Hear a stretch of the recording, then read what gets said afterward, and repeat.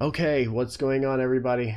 Welcome to new campaign, D&D Civil War Empire.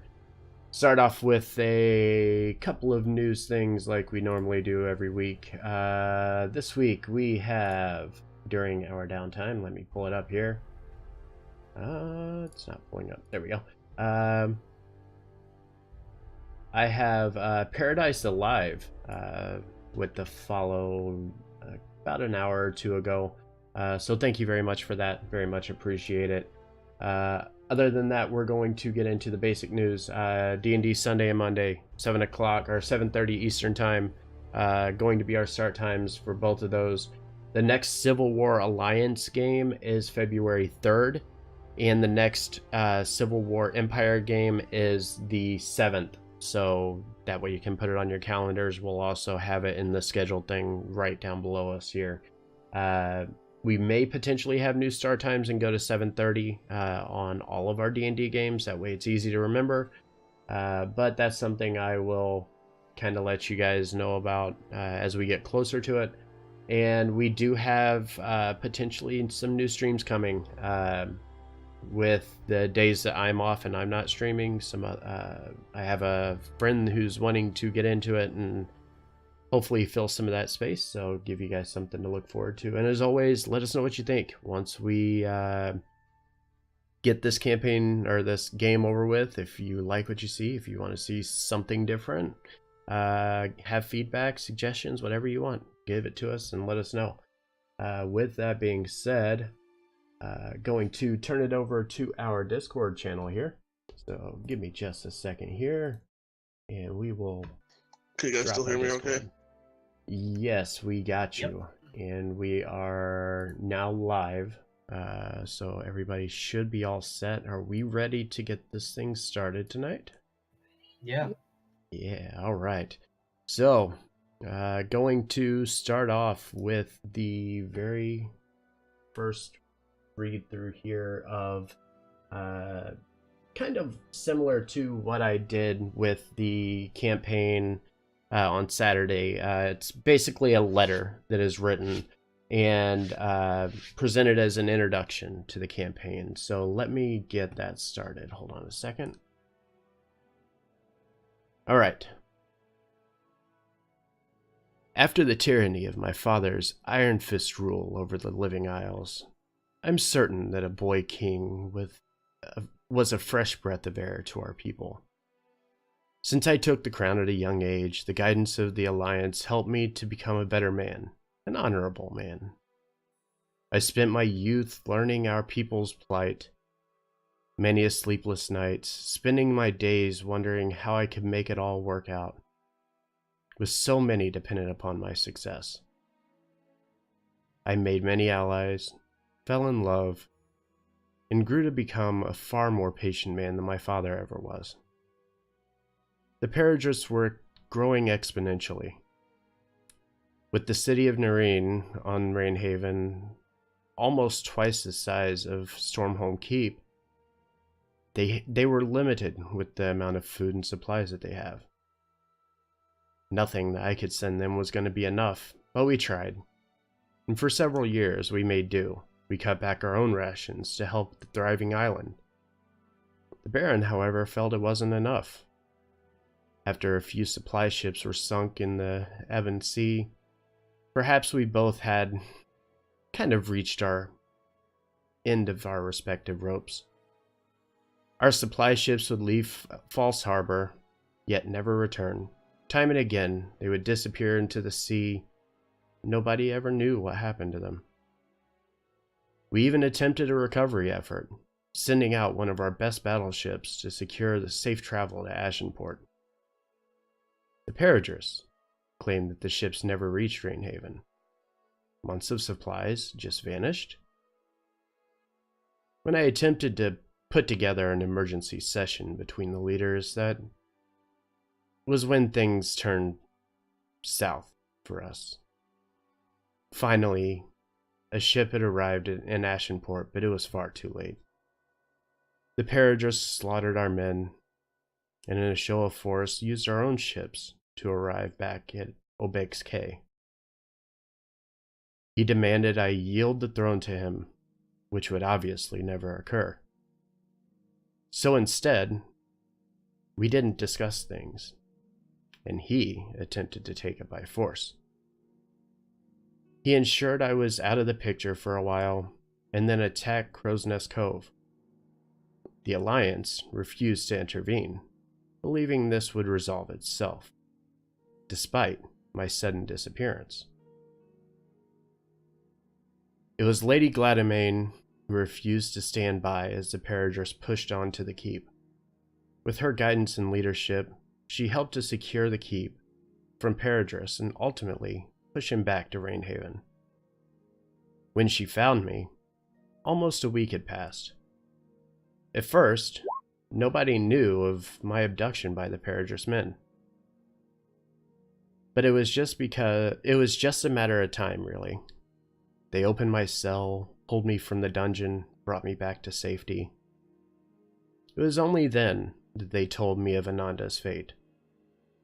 When news of her death finally reached me, I had lost all control. I ordered the ship to turn back. I ordered the slaughter of every single member of the Paradris family, with one exception. Young Saren. When I saw him, I saw complete terror in his eyes. I recognized the monster I had become. I watched the fear fill him as I slaughtered his family. Once my anger subsided, I started to connect the missing pieces. And that's when I started to understand why the Alliance never came to my aid. The only exception, of course, with Lady Gladamain.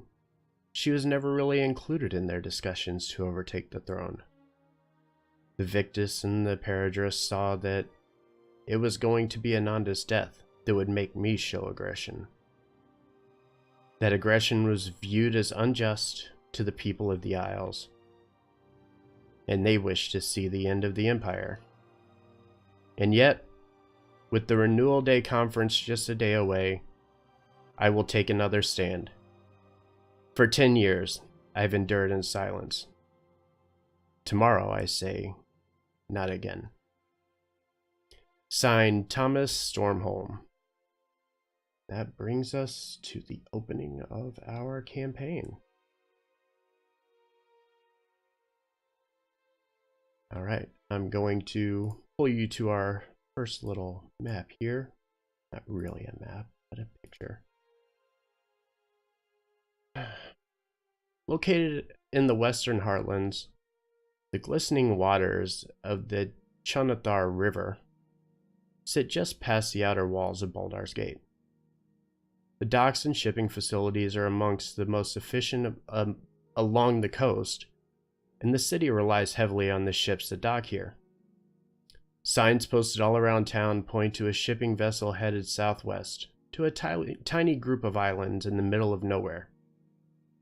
It appears a civil war is brewing, and the ruler over the lands is looking for aid in protecting the lands and keeping peace in the midst of an uprising. Preparing for such a voyage is no short order. The captain of the Dauntless Dame pushes his men to get ready as quickly as they possibly can. The journey ahead is long and grueling, a near 2-week excursion west to the Living Isles, a small island nation in the middle of the trackless sea. An upper city with sword and shield in hand, a knight of the Flaming Fist steps out of the high hall. As a knight of Dhu Elethan, the paladin has often prided himself on his moral compass and his devotion to the god of justice, Tyr, has kind of helped him to guide himself along the way. The Duke hopes to offer the knight's services to the king for all he has contributed to the people of Baldur's Gate. Looking over the city, the paladin stops for a second, only to hear a voice coming up from behind him. Sir Jehoshaphat, I understand the situation is less than ideal, but King Stormhold has been a tremendous help along the Sword Coast. He's always willing to lend a hand, and, well, I wouldn't feel right if I didn't at least ask you to go and help. Spoon, will you please introduce us to your character and give us a description of who he is? Sure thing. I'm playing Belvedere Jehoshaphat, paladin of Tyr. Basically, he's kind of a rather tall fellow, very bronze-colored hair and a beard, cut short though, very much buzz-cut, militaristic. Carries himself well, and he's got a very discerning eye that he always is taking in everything that's around him. All right. And is there anything you would like to say to the Duke before you head off?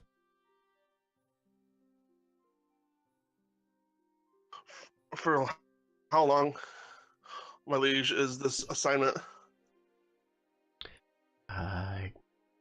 Could be for an eternity, my friend. Unfortunately, the civil war out in the Living Isles may bring death, and I feel sorrow for sending you out in this direction, but like I said, I wouldn't be able to handle myself if I didn't at least try to do something to help him. I nod. All right. And with that, This is what it is.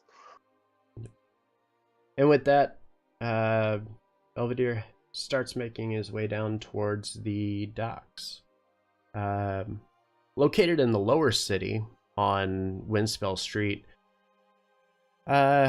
middle grade establishment named for its enchanted signboard, which was looted from a destroyed village in Amman at the end of an old trade war. Sits pretty active place for most people. It's the sign itself depicted by a scimitar held in the hand of a female with an enchanted twinkling star drifting slowly around the blade on the background. The inn itself is a very long and tall, 2 stories in height. The decor is simple, clean and new. The place, the Blade and Stars, is notable for its security, which is very efficient at handling both thieves and disrupted patrons. One such patron, though certainly not disruptive, has found himself leading a much different life than he was accustomed to back home on Clycair. His unquenchable thirst for knowledge led to leave his life in the Empire behind and make his way to Faerun to learn more of the world around him. As he sits within the inn, quietly reading his book, enjoying the local mead of the Blade and Stars, a messenger bursts through the door and quickly approaches.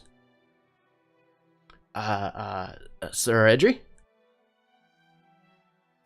Hi. Greetings, everybody. What brings you here? Well, I have a message for you from King Stormhold. Seems he's got quite the situation and needs your particular skill set. He also wanted me to give you this, and says that you'll be rewarded handsomely for your efforts. And he hands Vormash, Edry, a really strange coin. It's hard to depict, but there's a scarred and kind of jumbled face and a weird symbol on the back of it. And he hands it to him. Would you mind giving me a description of Sir Edry, please? Sir Edry is a sage. Is a wizard sage. He's been mostly a scholar his whole life, and pretty sure he knows more about. He just knows more. Just sizing up the paladin thinks he knows more about him than anything. Not knowledge wise, and just kind of keeps the coin hidden from him, even though he saw me take it. But it's like, no, I'm figuring this out. But you know, he respects his physicality, but it's all knowledge for me. Knowledge is more power than lifting a rock. All right. And with that, Vormesh gathers his belongings, turns to the messenger, thanks him for his time, and slowly makes his way down to the docks. Back in the upper city, the doors of the Blushing Mermaid swing wide, with pirates and sailors bursting out of the front door and out into the streets of the city. Obviously inebriated, they make their way, laughing and joking their way down to the lower city. Watching from the nearest table to the door, the bald, 6-foot-tall barbarian just kind of chuckles as these men carry on. Though drowning his sorrows within the mermaid was not this half-orc's exact plan, it was the fastest way to disconnect himself from his troubled past. Yet across the room, a half-elf bard regales the people of the Blushing Mermaid with the tall tale of an ancient dragon war in a far-off land. Knowing very little of the story herself, aside from a few notable passages that she's read in her travels, the bard is quick on her feet, making the story up a bit as she goes. the young bard loves little more than to put a smile on the faces of her listeners. And of course, she always looks for ways to be famous and to gain a fortune. Can we please get the intro for Slavomir first, please? Yeah, of course. So, I am Slavomir. I'm actually closer to 7 feet than 6. Just a big, hulking half-orc of a man. Scars all over my face. Completely bald. Black on black eyes. The body of somebody who's definitely seen and done some work. Really melancholy and brooding all around. I'm listening to this story, and it sounds like something that I've heard before. And Avalana, will you please give us your description and introduction, please? I'm Avalana. I'm a half-elf. I have shoulder-length black hair. I have pointy ears. I have very pale skin and very blue eyes. I'm very flowy, and I'm just playing my instrument very skillfully. And I'm just looking to be the center of attention. And with that, Slavomir, his ears kind of perk up a little bit as he hears Avalana speak of this dragon war, and decides he's going to ask her a little bit about it.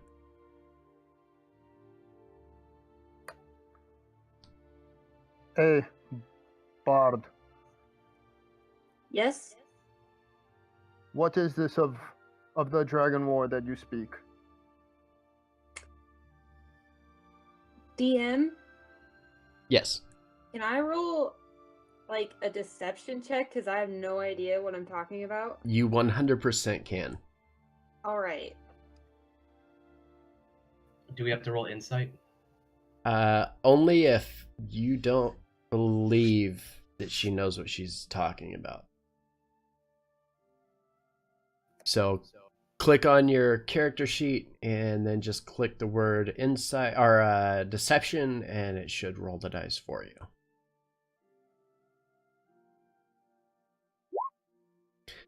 All right. Can I get Jake? Can you give me an insight check, please?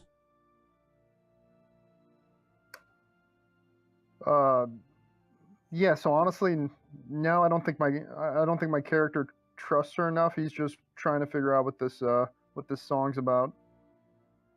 Okay, so as he approaches and asks this, and Avalana's pretty efficient at bullshitting her way through anything. She looks over at you, and when you start asking about this, her eyes kind of perk up, and she starts spinning a tale, telling you of an ancient land that was once ruled by people who used dragons as a means to overtake the other tribes within their nation.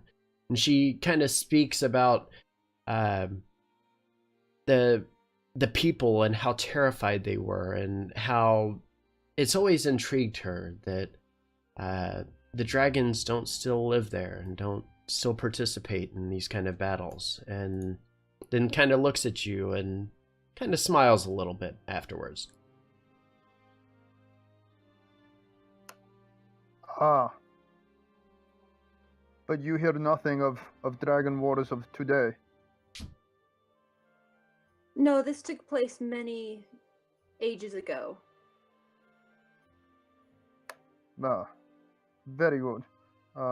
Sing on.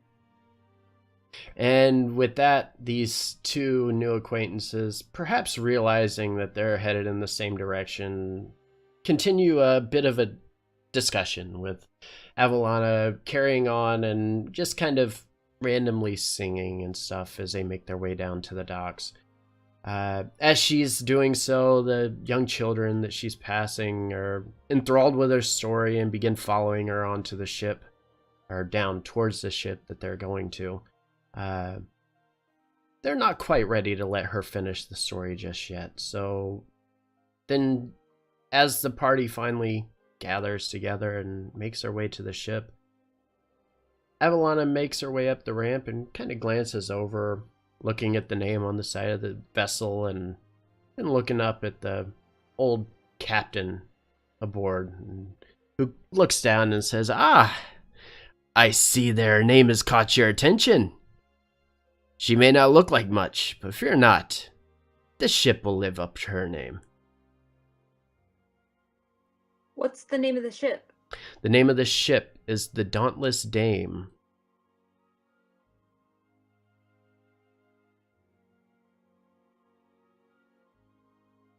Ooh, it's a very lovely name. I named her after me mother. Oh, your mother must have been one buoyant person. I laughed very loudly at that. And with that, everybody comes staggering in, settling in for a very long trip into the vast nothingness of the trackless sea. The ship itself doesn't look like much. It's really no different than any typical pirate ship.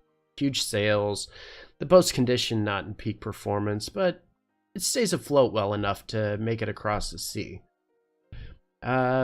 Standing up at the bridge, the grizzled old man with long white hair and beard, somewhat maimed face, looks down on the crew and new passengers. His long raincoat makes plenty of noise as he walks back and forth, overlooking the activities below.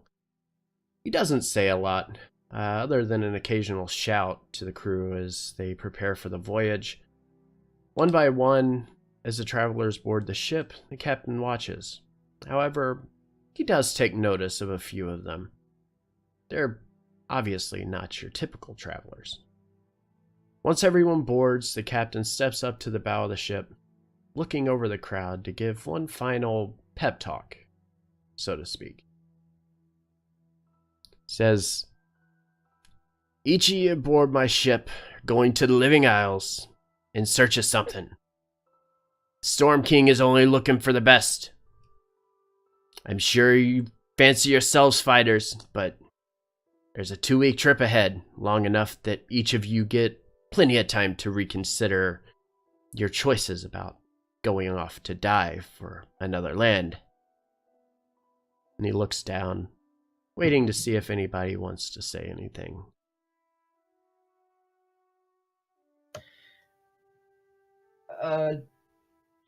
Well, it is true we all do seek something. It is not in our best interest to die. Well, that's what you'll be doing. This is a war. Everybody Well, dies in war. Well, I Not mean, everybody dies. you know. So, stop, quit calling it early. And with that, all the passengers finally aboard the Dauntless Dame. They start to head down below deck, making random conversations and such as they go. Our adventurers from all around Faerun have volunteered to help King Stormhold, and you, of course, are amongst them. The ship takes sail. One sec. There we go. Ship takes sail and is deep into the trackless sea by nightfall. Days pass. Nothing of occurrence, aside from some of these would-be adventurers falling ill to the motion of the sea. However, things do not remain quiet for this long. As the ship travels through the waters, it enters into a very strong storm. Winds gusting, knocking the boat around. The scout up in the crow's nest holding on for his life as the boat sways back and forth in the water, while frantically ringing the bell at the top to indicate there's trouble. Barely keeping your own footing, you begin to gather yourself and you head topside. The sound of the howling winds above are suddenly accompanied by a far more intimidating sound. Boom! Boom! Repeatedly, the sound echoes through the hull of the ship. The boat, now tipping slightly against the water, becomes a bit harder to maneuver as you make your way up to the deck. The sound of the water breaking below, thunder rumbling in the background, and the shouting of the scout above, though his words are a little indistinguishable. Give me 1 second here.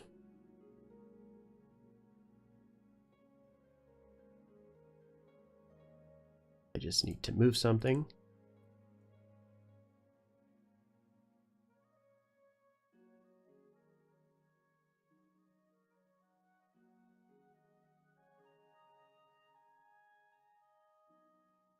All right, there we go.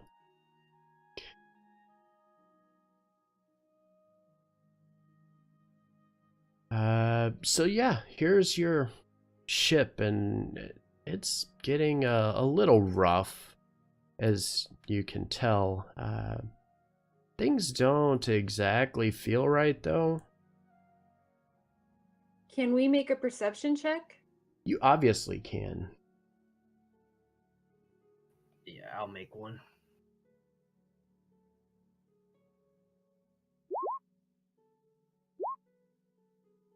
Oh yeah, so oh, by the way, if you want, the as box underneath the text thing, if you click on that, you can set your character name, so whenever you roll it shows your character. Since I'm pretty sure everybody's kind of new here. All right, so Bailey and Jake, you're looking around and you kind of start to panic a little bit because what you're seeing is very terrifying and you are not really wanting anything to do with this. But as you look over the southern edge of the ship, you see almost like glowing eyes staring back at you. Very... Oh no, guys. Oh no. Very large glowing eyes. With that, from topside, you're able to watch as large tentacles begin to wrap around the fore and aft of the ship. Between the breaks and all the sounds, and everything around you, you hear a bit of momentary silence, and it's just long enough for you to make out the word Kraken! Roll for initiative, please.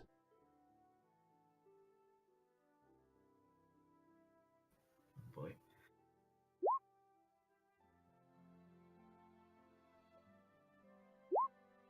Don't forget, you need to make sure you click on your character and then roll for initiative, or else it doesn't put it in here. So yeah.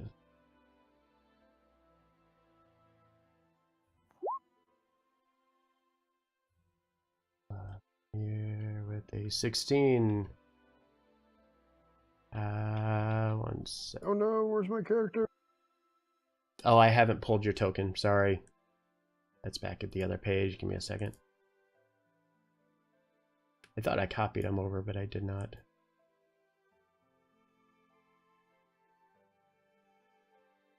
You're killing me, Smalls. I know.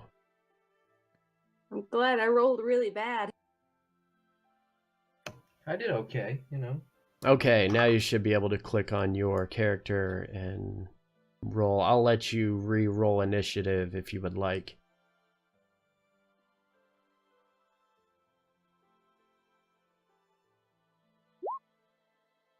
That's worse.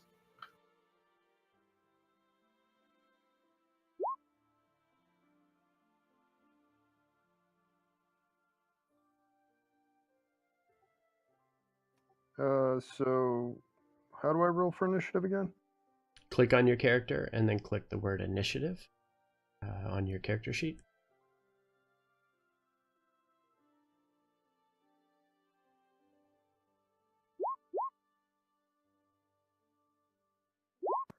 That was way worse. You thought you saw something, but you didn't. Okay. No, I saw something so terrifying I couldn't move. And then forgot about it. So Where is everybody here? Yep. Is that everybody? Okay, what do we got? I'm gonna check the numbers here. Slavomir, you are. What is Give me your a second. number? Yep.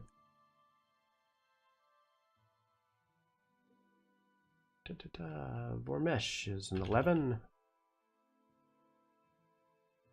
Is a 3. Okay.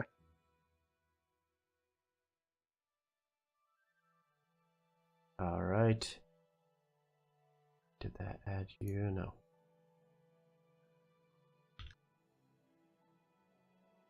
All right. I think that's everybody, right? Yes. Okay. So, as you watch these giant tentacles, they grab onto the ship and kind of hold it in place. Like, this is a pretty massive ship, and for something this size to just grab onto it and just hold it, that's a little intimidating. With that being said, however, Slavomir, you are first up.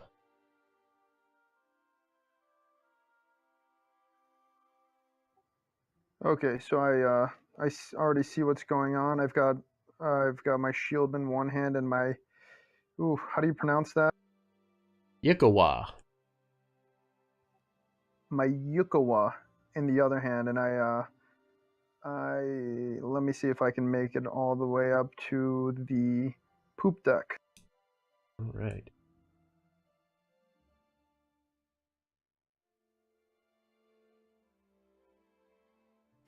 So I make my way towards the poop deck, yell as I'm going up the stairs, and I try and stab at the Kraken's tentacle with my with my, let's just call it a spear. Alrighty. Go ahead and give me a attack roll, please. So click on the name of your weapon and it should load the roll. Unfortunately, a 9 does not hit, so as you charge up to get closer to this tentacle, it's flailing around and, you know, really just, it's causing a lot of chaos. And as you come up here, you're trying to stab at it, and it's just simply moving a little too fast for you. And as you kind of jab forward with it, it just goes a little bit wide and just a little discouraging, but it's fine. Oh, slimy beast. With that being said, because this tentacle is flailing around, he is going to try to attack and use his tentacle attack on you. Does a 9 hit? No, it does not. Thankfully. So the tentacle comes around, and as it's flailing around, it's trying to hit you with it, and your movement combined with it just makes you a little bit harder to target, and kind of just flops right over top of your head and then crashes back down onto the deck again. Vormash, you are up. All right. Vormash is gonna hold on. Where's my mouse? All right. I'm gonna move over here. All right. Kind of, back him up, not getting too close. And I'm gonna cast a firebolt at the tentacle. All right. Do it.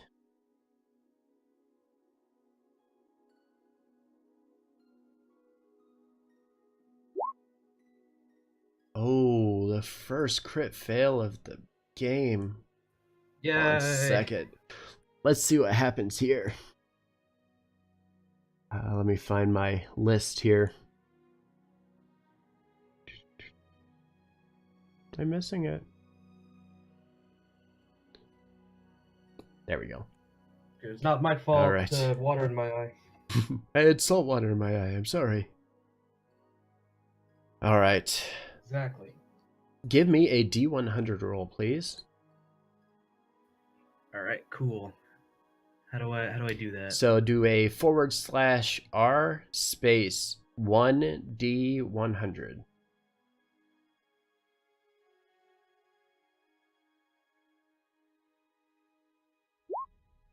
All right. All right. So, so as you're standing here, you're getting ready to hit this thing. You said you were using the firebolt, correct? Yes. So as you're getting ready to cast this spell, it kind of unexpectedly flies off in a direction you weren't really looking at it to go, and it makes your confidence go way into the ground. You're like looking at this like, what the hell am I doing wrong?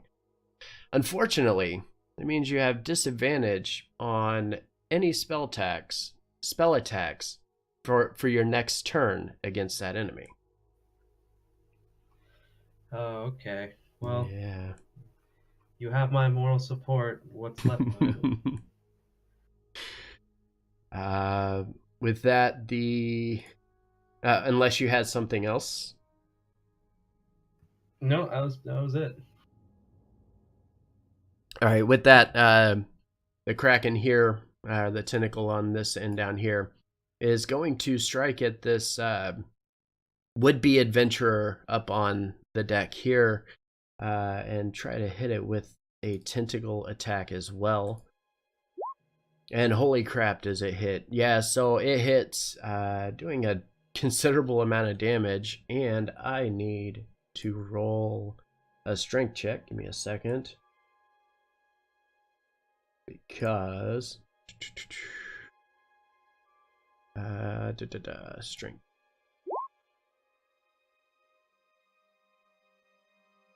Oh, and it failed. So as the tentacle hits, it has the little suction cups on the bottom of the tentacle, and as it hits, it grabs onto this commoner and just starts to wrap itself around it, and now has this commoner lifted up in the air up above it, and is just holding it there, almost like strangling the life out of it.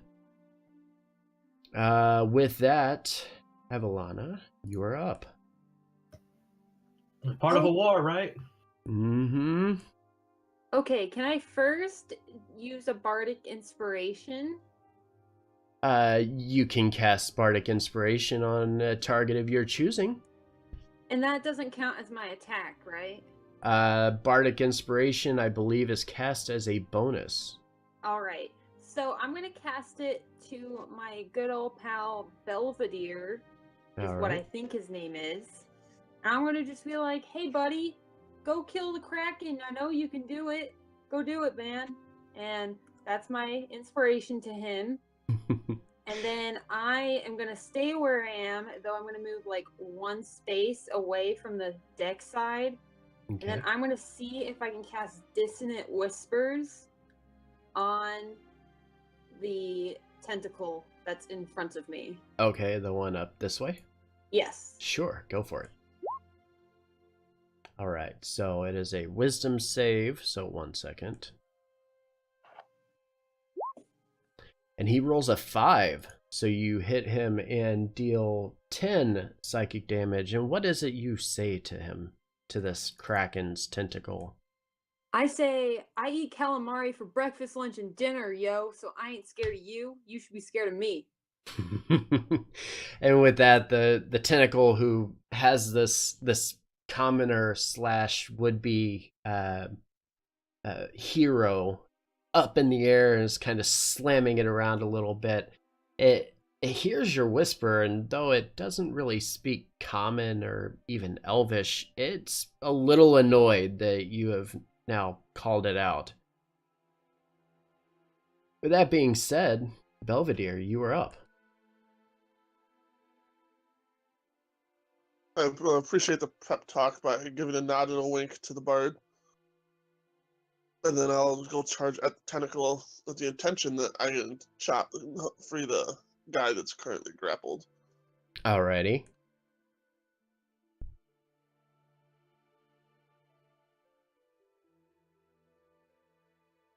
Would a normal, just long sword attack suffice for that? Yes, you just got to make sure you can get there first. So check your distance. I think you should be okay. Yeah, you'll be able to make it there. So yeah, you move up right beside it here, and you'll be able to attack it with your long sword or short sword, whichever one you have. This isn't very heroic music. Give me a second. I'm gonna fix that.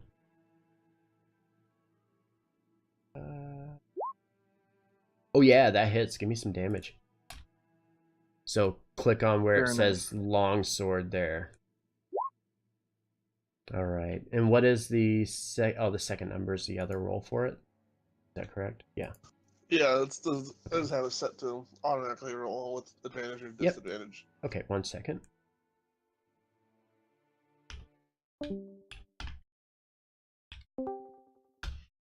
There we go. This will be a little more heroic. All right, so come up here with your long sword and you charge in at this tentacle here.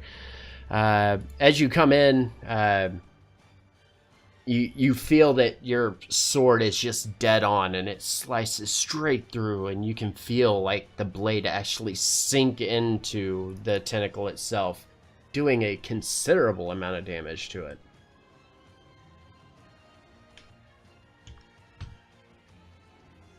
One sec.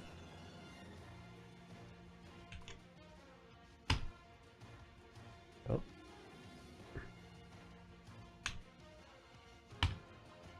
All right, anything else? Nope, that'll be it. All right. So back at the top of the turn order, Slavomir, you have missed your attack on the tentacle and it didn't do so great at hitting you. What would you like to do?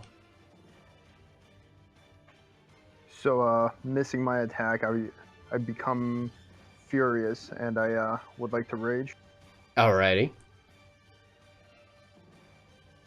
which at this point is just going to give me a +2 to my damage, and I'm going to try and stab at it again. All right, give me that roll.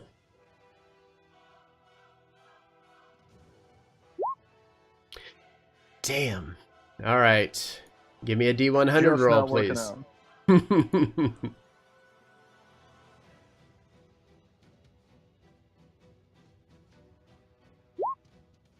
All right. So, as you're attacking this tentacle, you go to swing with your Yikawa, and as you go to try to jab at it, the tentacle once again misses or moves away and makes you miss. And because you miss, the tip of it hits the deck, and it kind of dislodges it from your hand. Give me a dexterity save, please. I will come back here.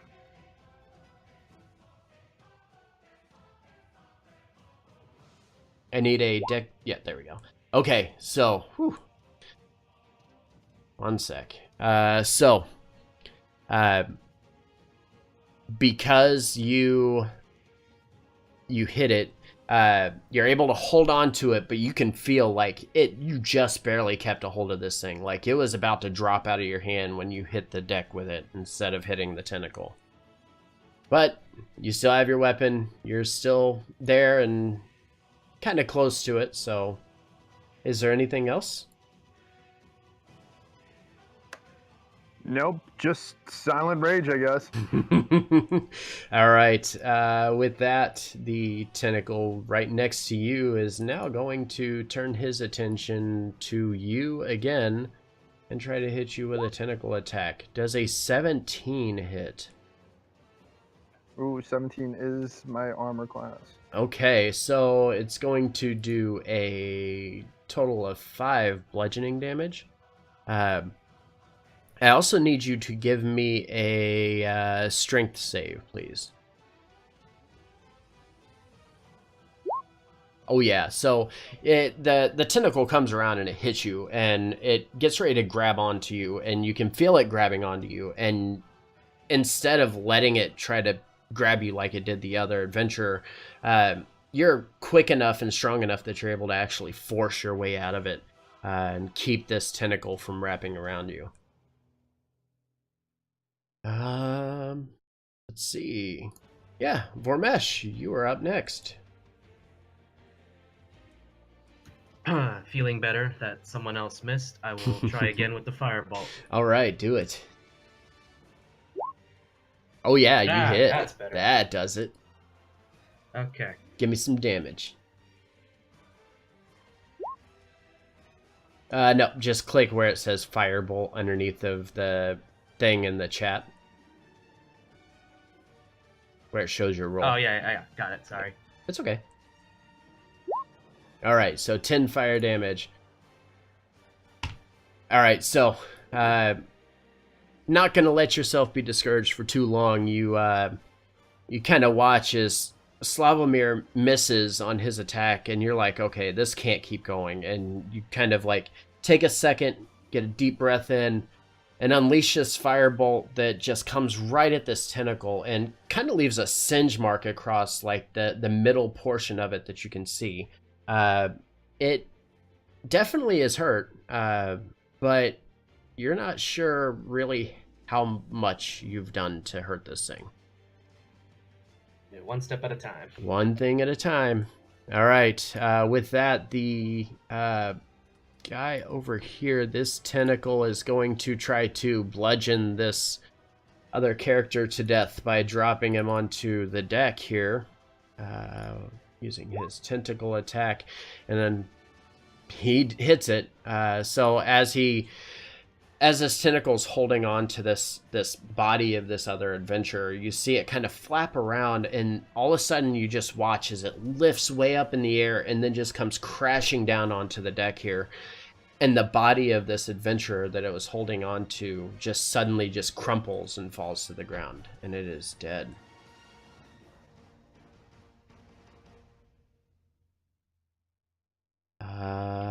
Avalana, you are up.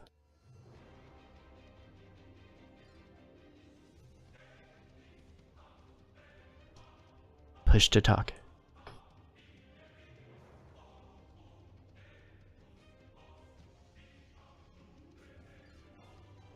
We can't hear you, Avalana. Oh, I'm moving closer to the tentacle. Dang. 5, 10. Can't quite see my screen. Uh-oh. Is it Okay, dark? There we go. No, I got it. Oh, okay. So 5, 10, 15, 20, 20. All right. Would I be close enough to attack it with a weapon right here? Yes, you would. Okay. I'm going to hit it with my sickle. All right. Give me a roll for that, please. Oh, yeah, that hits. Give me the damage. All right, so as you come around, you're hurrying to get up here beside Belvedere because you just watched as this other adventurer is fallen, and you're rushing in, and you're just gonna try to do everything you can to aid Belvedere, and you come in with this sickle, and as you swipe across it, you're able to hit it, and you can feel the sword like get purchase on the skin of the tentacle, but it's really not a lot, and it just kind of slips against it. But you could tell that it actually hit and did a little something to it. All right, then. Anything else? I'll move 5 feet back because I had that much movement left. All right. And with that, Belvedere, you are up. I'll go in for another sword attack. All right, do it. Oh yeah, that hits. Okay, 11 damage. So you come in and you watch as Avalana comes in here and gets this good sword attack, and seeing the other adventurer fall doesn't really terrify you too much. So you're feeling confident in yourself, and you come in and you take this long sword and you just start bringing it around, and you bring down everything you can with it, and you put a nice gash into it, and you could see like the tentacle kind of coil back as you hit it, and it is visibly hurt now from what you guys are doing to it over here. Anything else? Nope, that'll be it. All right. Slavomir, back to the top of the turn order. Okay, with my bonus action, can I drop what I have in my hand and take the great sword from the sheath in its back? Okay. And as a rule, you can use part of your movement to unsheath something if you wanted to at any time, or you can use like all your movement to sheath a weapon and then pull out a different one if you want. Just so everybody is aware of that. Yeah, well, if you're going to tempt me with a good time, then yes, absolutely, I'll do that instead. So All right. I'll sheath my shield and my thing, and I'll pull out the great sword. All right.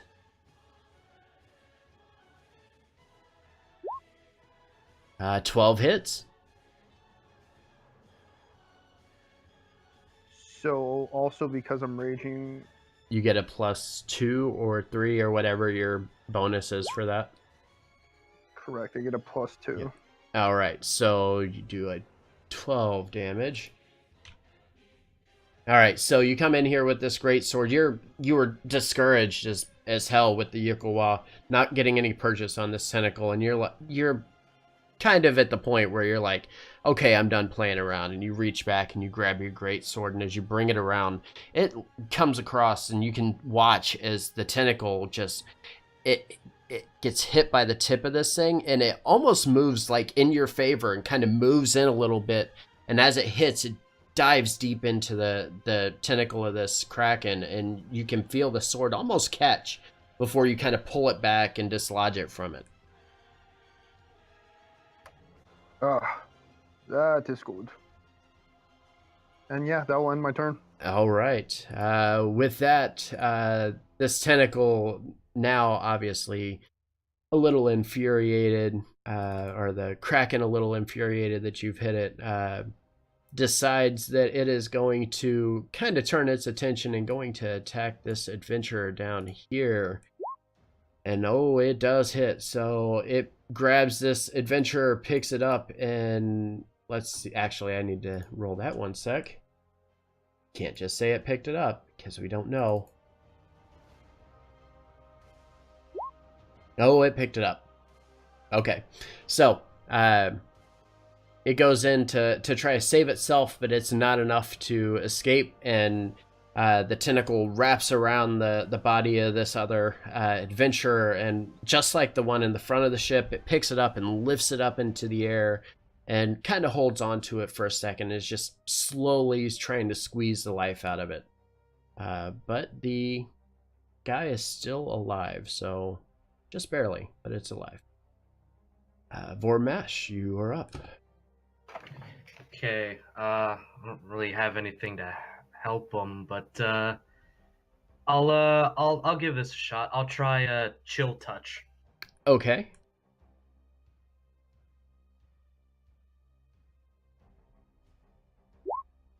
Yeah, chill touch hits.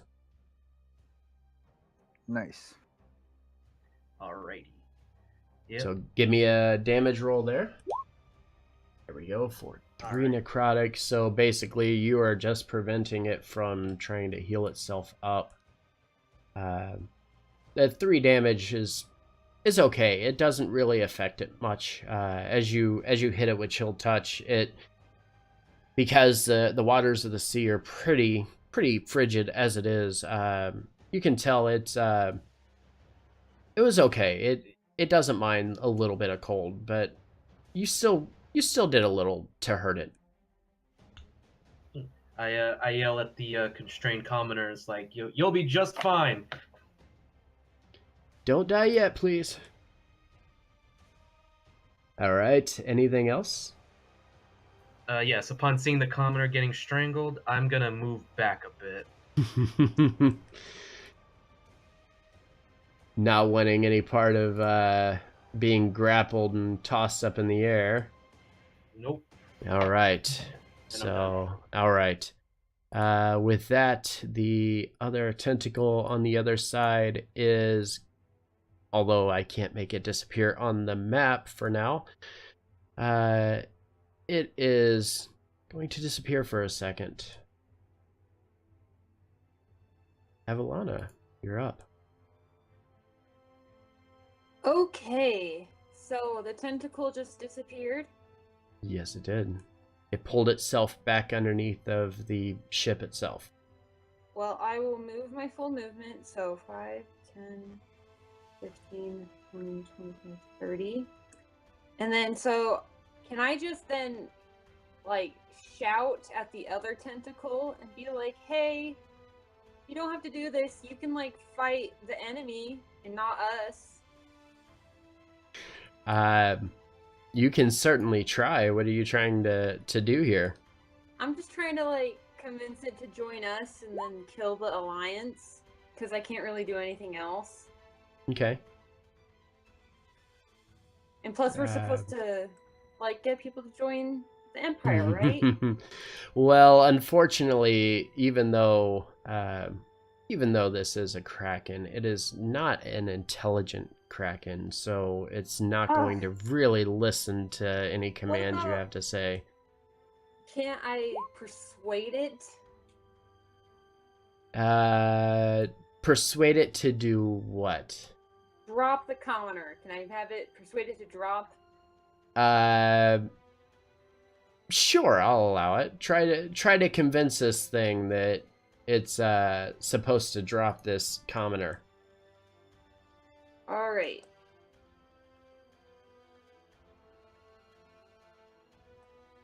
Hey, Spinach, how you doing, man?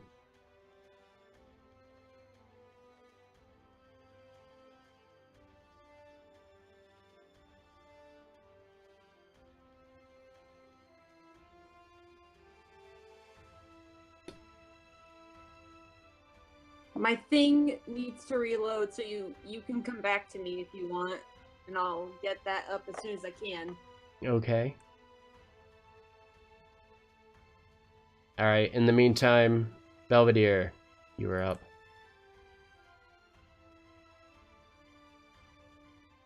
So the tentacle's pieced out, basically. It's like not still hanging out down the side of the ship or anything. Give me a perception check.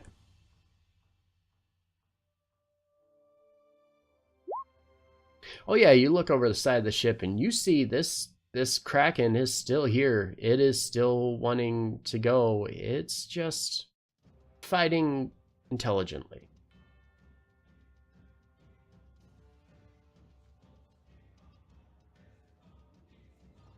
I rolled my persuasion to make the other tentacle drop the person.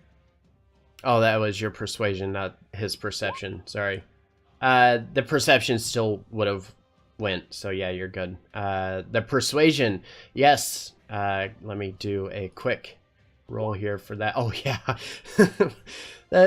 the Kraken, hearing that you're trying to tell it to let the commoner go, is going to let this commoner go. It's not necessarily a good thing, but it's going to let it go. Oh no. The commoner breaks free and is standing down here, kind of falls to one knee and is kind of panting a little bit, and you can tell they're hurting a bit. Let's see, what else do we got? Belvedere, what would you like to do? I'm gonna go move back toward the other side. All right. And hopefully I can get in range. I can use my javelins. Alrighty.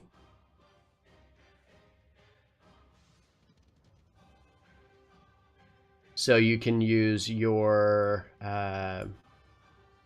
you can use your full movement, or if you wanted to not use an action to attack, you could dash and get much closer if you wanted, and do double movement. With just the normal movement, would I still be at range to use javelins? What is your distance on the javelins? Is it 20? I think it's 30. So that you're gonna stop like right here with your movement coming in. Is that correct? something like that. So if you come in there, do a measurement, so you can click on the measurement. You're at a minimum of 40 feet, so if you wanted to throw it any further than the whatever the first number is, you're going to roll it at disadvantage.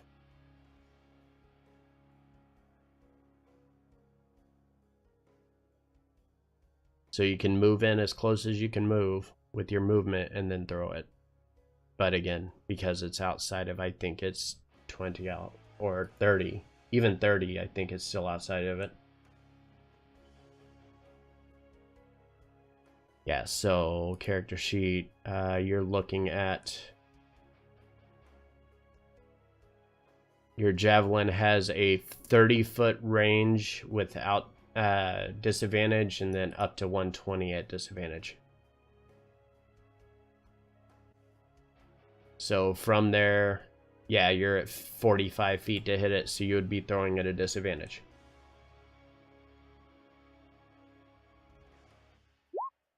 So unfortunately, well, no, that still hits. So a 12 does hit. Give me the damage. Oh my God.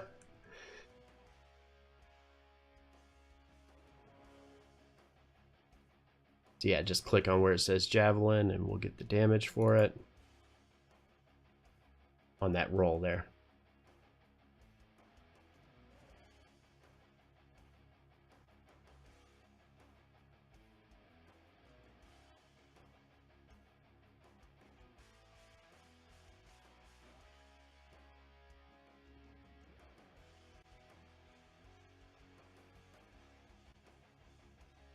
Spoon, you there?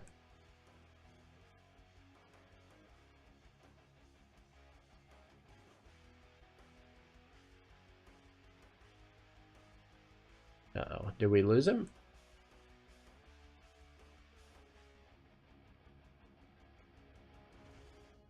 I think we lost him. Okay, so we're gonna come back to him. Slavomir, you are up. Okay, so with a bonus action, can I well, first, can I step that 10 feet or whatever, and with the bonus action, just shove the commoner down the stairs off the poop deck? Yeah, you can do that. You can move over towards him, like get over here, and then grab the commoner and give me a strength check or an athletics check to see if you can throw him back a little bit, like over to here. So how's that? That's good. And then give me a strength check. How about athletics? I already rolled it. That's good too. So yeah, you grab onto the outfit of this other adventurer, and as you grab him, you kind of turn quickly and you go to throw him back a little bit, and you're able to hold on pretty damn well, and he goes flying back and kind of falls a little bit down the stairs, kind of hits his head a little, you know. But he's all right. He's still living, but just barely. Yeah, and I'm screaming, "Silly man, get out the way!"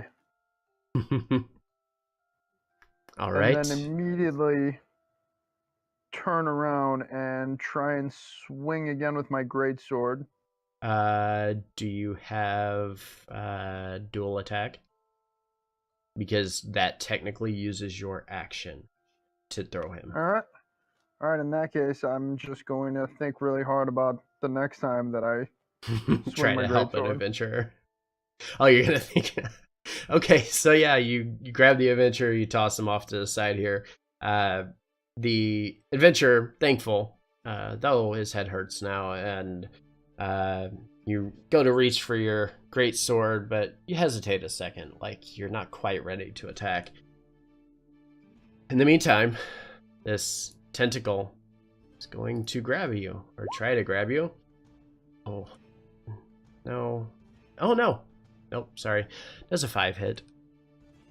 I looked at the wrong It does number. not. All right, so he goes to hit you. Again, it's flailing down towards you, goes to hit. Unfortunately, it misses and kind of just pounds into the floor here. Otherwise, it too has decided it's gonna peace out for a minute. Yeah, you better run.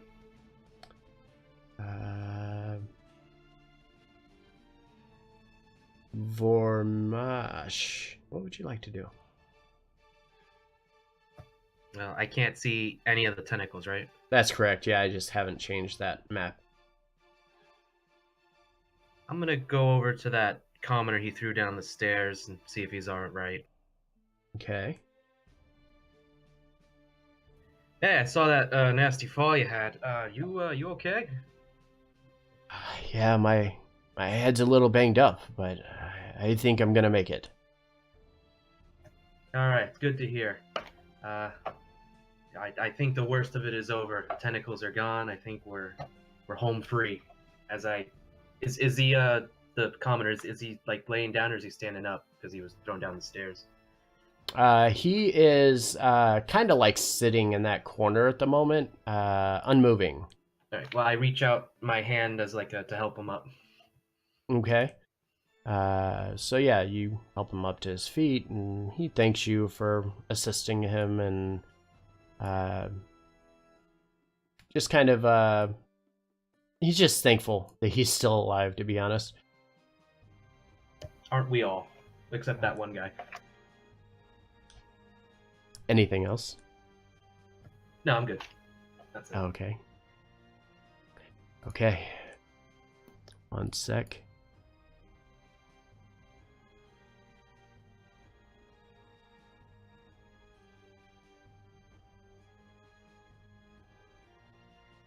Trying to fix something here on my screen. Okay. And with that,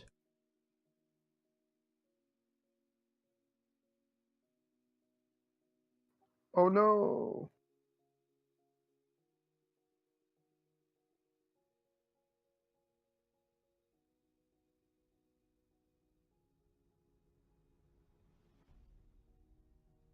you have now angered the Kraken. He is ready for all of you to disappear into the waters. Yeah. We have nothing until Avalana, though. Avalana, you're standing right next to a Kraken's tentacle. What would you like to do? Okay, so I am right next to one. Mm-hmm. Okay, I'm gonna switch my sickle for my dagger, Okay. and I'm going to just attack it. Alrighty. So, Oh yeah, you attacked it. Give me that damage. So right off the bat, you're kind of like shocked at this thing. Like it just sprung up on you. Like it went from calm and quiet to, oh my god, there are tentacles everywhere. And you see his tentacle flap up and drop on top of the deck. And as you do, you just, like, as a reaction, you almost just grab your dagger and immediately jab towards it. And you can feel the entire blade sink into this tentacle, and it flails a little bit as it hits. alright, and then I think, oh, can I back up without, like, initiating it attacking me, or am I No, stuck? if you move outside of the 5-foot radius of this thing, it will get an opportunity attack. Okay, then I just stand there ready for my next turn, and that's it. Okay. Belvedere, what would you like to do?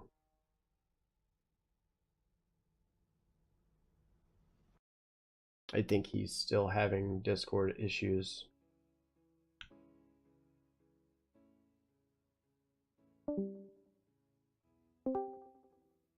Can you hear us?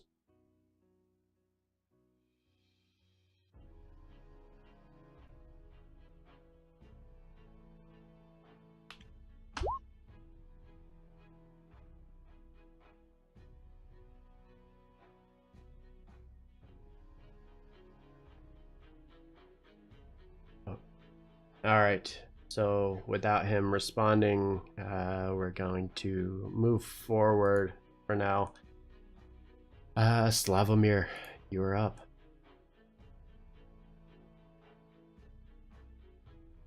So, first I'm gonna look back at the main deck and start yelling at the guys.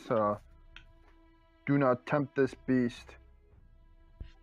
And then I'm going to swing my greatsword at it. Do it.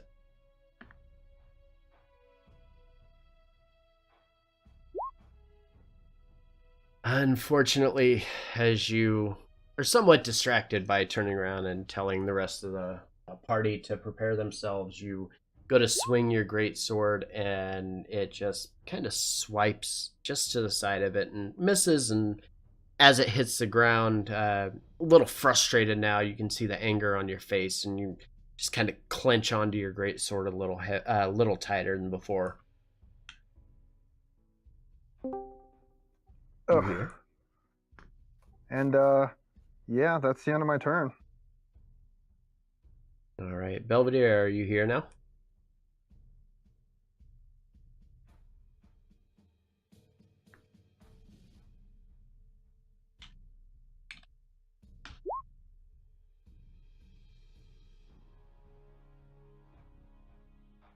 Okay, so I'm gonna guess he's still a no. We're going to move on to our tentacle friend here, who, again, is just wanting to get rid of as many people as possible. So it's gonna grab on and try to hit you, Slavomir. 1 second.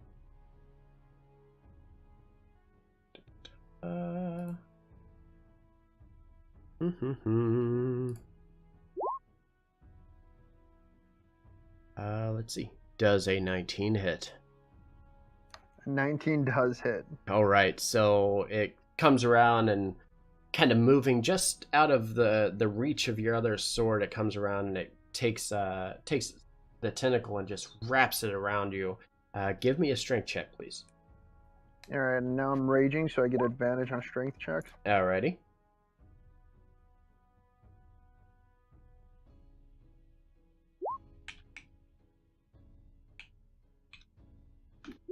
All right, so yeah, you definitely break free. You keep this tentacle from hitting you, but it still does hit you for 5 damage.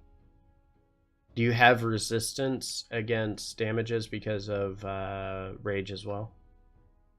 You should. Yes, I absolutely. All right, so cut that in half. We'll call it a 2. Whew. All right. Vormash, you're up.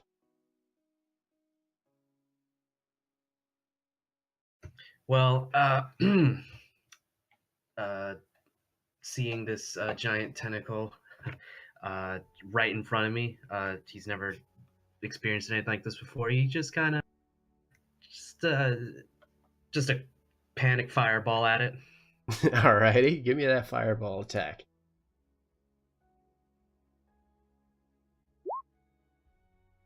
Unfortunately, it goes a little wide. Maybe it surprised you a little bit when it came down, but you go to unleash this firebolt, and as you do it, maybe you're just focused on where it is and not where it's going, and it just kind of grazes right by it. Doesn't really hurt it though. Okay, and and then I'll move just 1 space back next to this guy. Where at? Right there. If you move out of the 5-foot radius of this tentacle, it will get an opportunity attack on you. Okay, never mind that. Okay. So, yep, put yourself back there. What you can do for everybody playing, if you wanted to get away from the tentacle and move to a different spot, on your action, you can use disengage and then move wherever you want to move to. All right. With that, this tentacle up here on the far west end of the ship has nothing to attack, so it's just going to sit here and do nothing this round. However, this one right beside Avalana is feeling a little feisty and is going to try to hit her with the tentacle attack.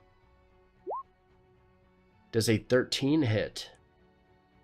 Yep.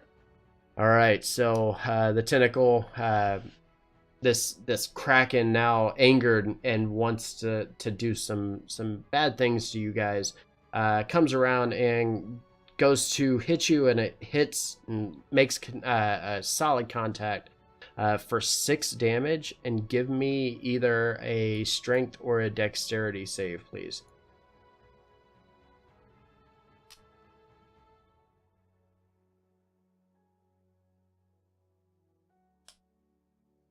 So you'll see the section that's for saving throws, and you would be able to click on that.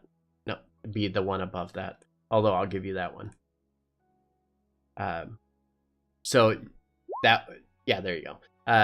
Either way, both of them pass.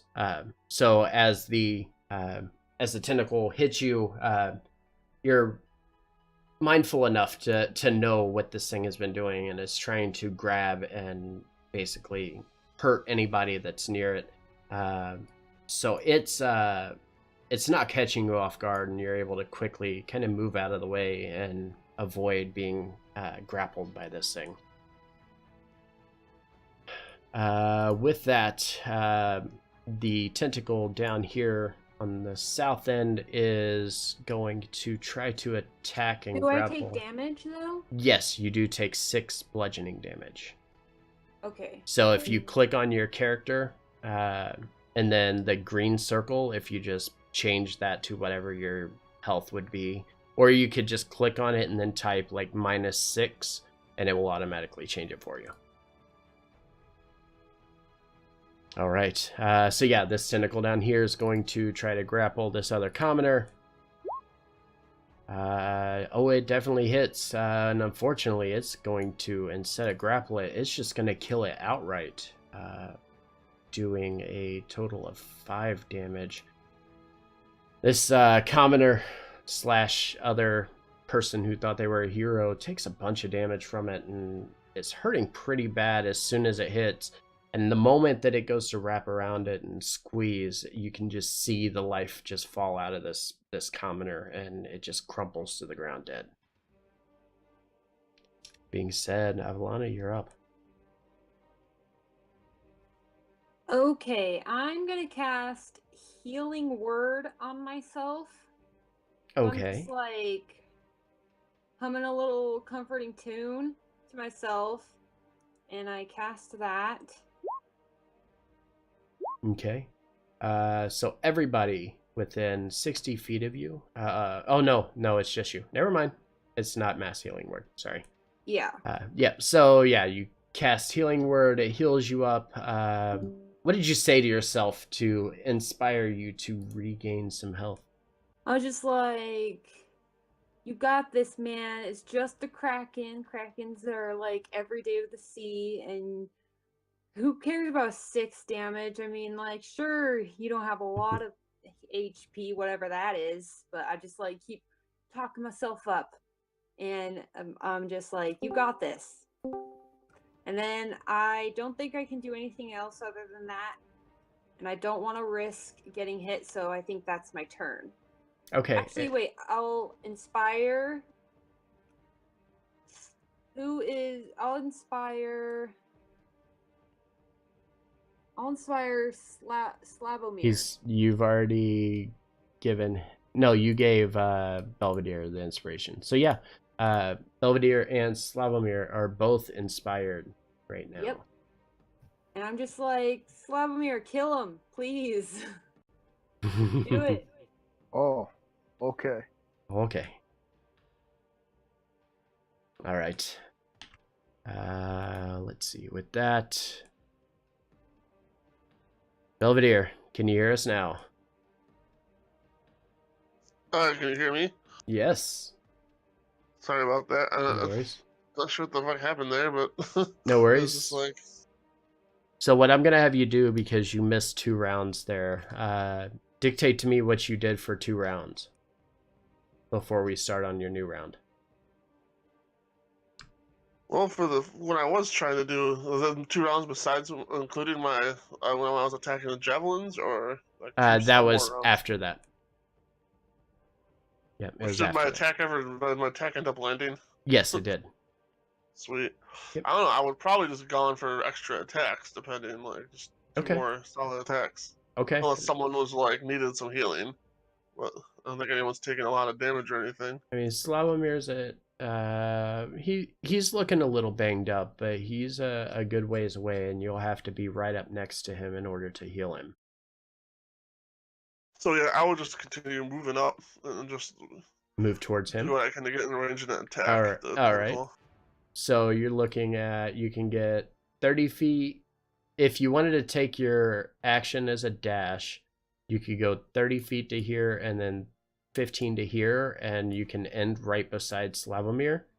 And that would basically end your turn, unless, I think, wait, does lay on hands, that's a bonus action. So if you wanted, you could use your lay on hands on him as your bonus.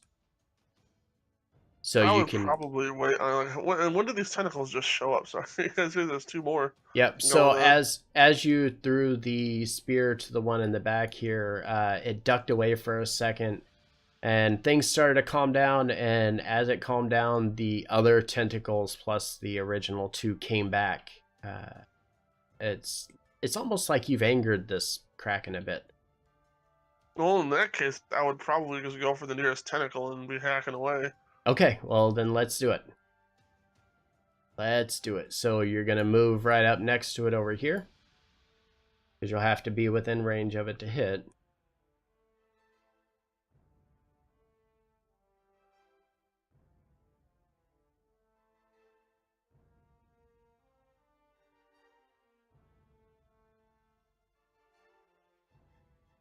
Still out there.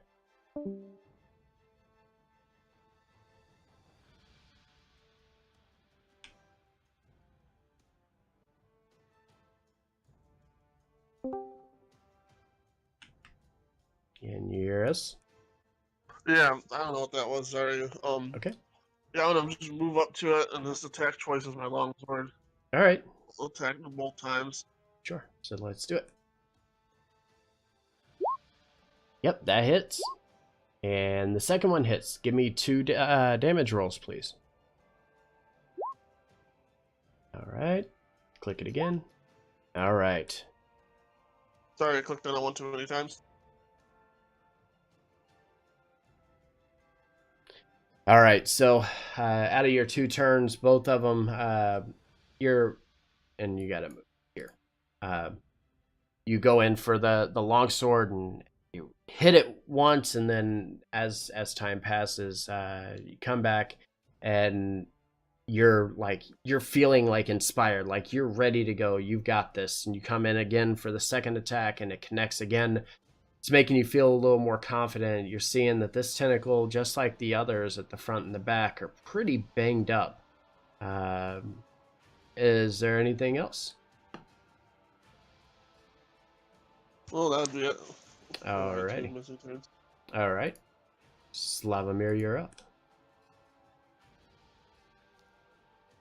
Okay, so if I got Bardic Inspiration correct, I can roll for an attack and then see what my attack is, but before you tell me whether or not it hits, then I can decide to do Bardic Inspiration? Correct. So I put there's a little clock on your character.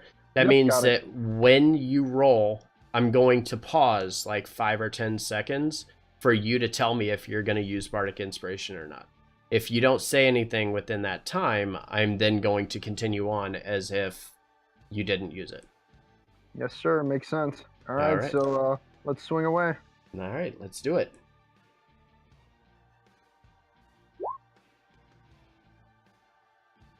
Jeez Louise. Yeah, I guess that just misses. Okay. All right, so you come in with this great sword. You go in for the swipe, and again, it's almost like you're just having trouble hitting this thing because it's just moving way too much for you. And you go in with your sword, and as you go to connect, it swings a little wide, and you're unable to actually hit it. and then I don't want to disengage or even move out. I just want to kind of sidestep over here. Would that be street legal without Oh yeah, absolutely. As long as you keep in within that 5 foot radius of this thing, you are doing everything okay. Yep. Maybe I Alright. get a better angle. Maybe you can get a better angle at this thing. Let's see. The tentacle right here beside you, he is going to now try to hit you as well. Does a 20 hit? Just barely. Just barely. Okay, so give me a strength or dex save. I imagine it's strength for you. So go ahead and give me that.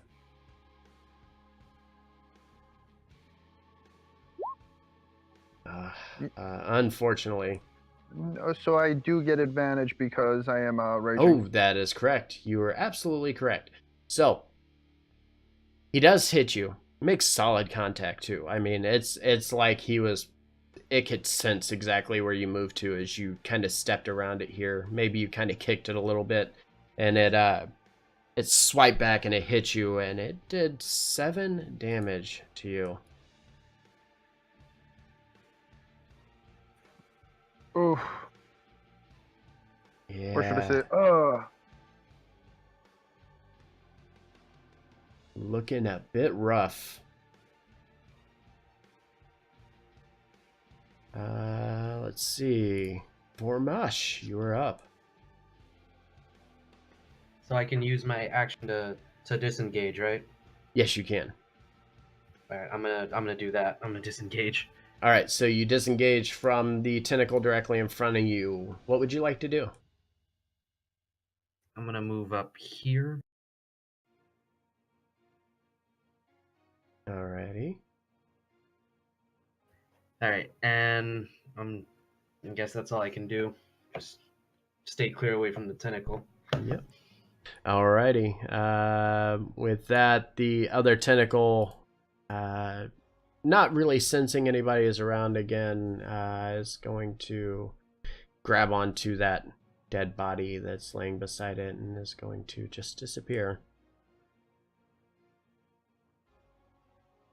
with the body.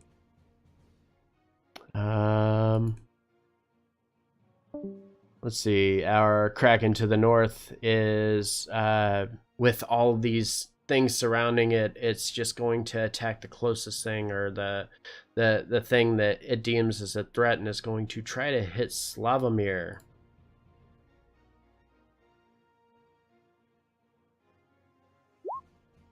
Unfortunately, it's a tentacle, and I can't roll a D100 because it rolled a 1. But it goes to hit it, and it's almost like it felt something way over here and decided, instead of just attacking what was directly in front of it, it tries to swipe at it and misses entirely.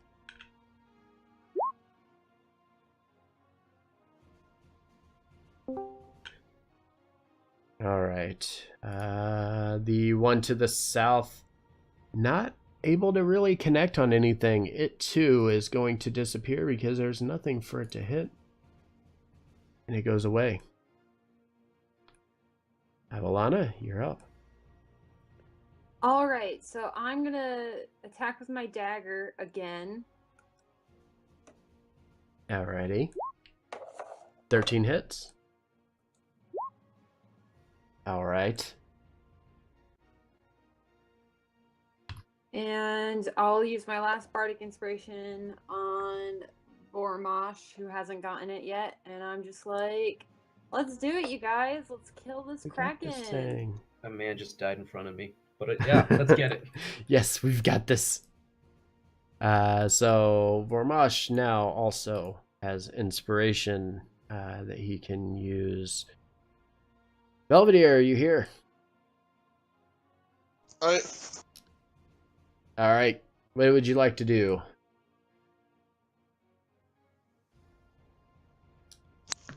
Seeing that as I'm assuming I would probably notice that this barbarian acquaintance over there is about looking pretty rough. So at this point, I'd probably make my way over to him. I think I could probably make it there in double movement. Okay, so just so you're aware, you either have to disengage from the tentacle ahead of you, or it will get an opportunity attack as you turn to run. Disengage would be my action, then, wouldn't it? That is correct. So it's either forego your disengage and use your action to double move to Slavomir, or use your action to disengage and move at regular movement speed.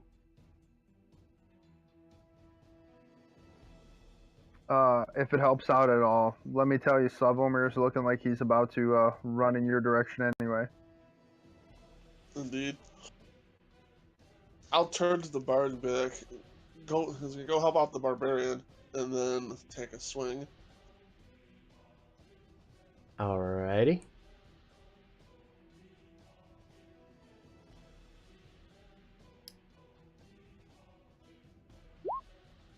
A 13 hits.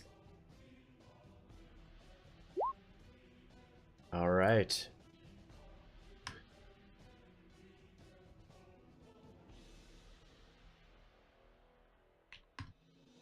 All right. So, sensing a bit of danger for your newfound friend Slavomir over here, you kind of turn and look over at Evelana and mention to her to quickly go and aid him as you go to try to get the attention of this tentacle, and you bring your longsword around and you hit it and you make good solid connection, doing quite a bit of damage to it.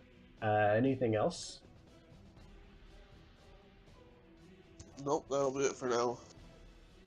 Okay, with that, Slavomir, you are not looking too great, man. What would you like to do? So I would like to begin by disengaging. All right, so you are able to distract the tentacle enough to get away and move from its immediate area.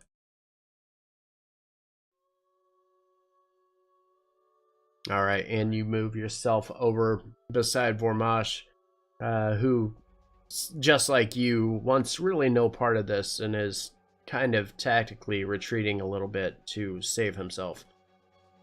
No, I'm attacking in a different direction. Big difference. All right, so you're going for the other attack with the other tentacle. And as you rush by Vormash kind of grins at you. Anything else? No, I guess that's it for this turn. All right. The tentacle down here, not having anything to hit, is going to just go away. Again, it's getting bored. There's nothing for it to attack.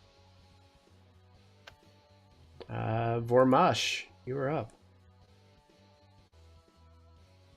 All right.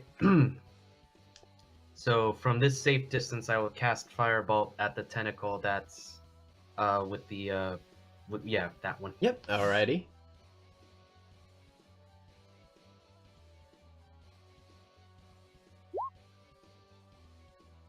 Oh yeah, 21 hits.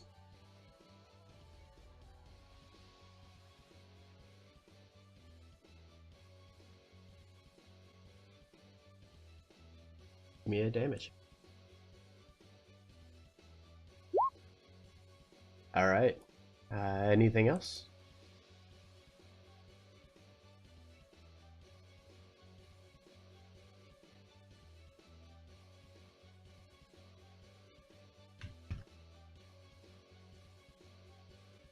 Anything else, Sam?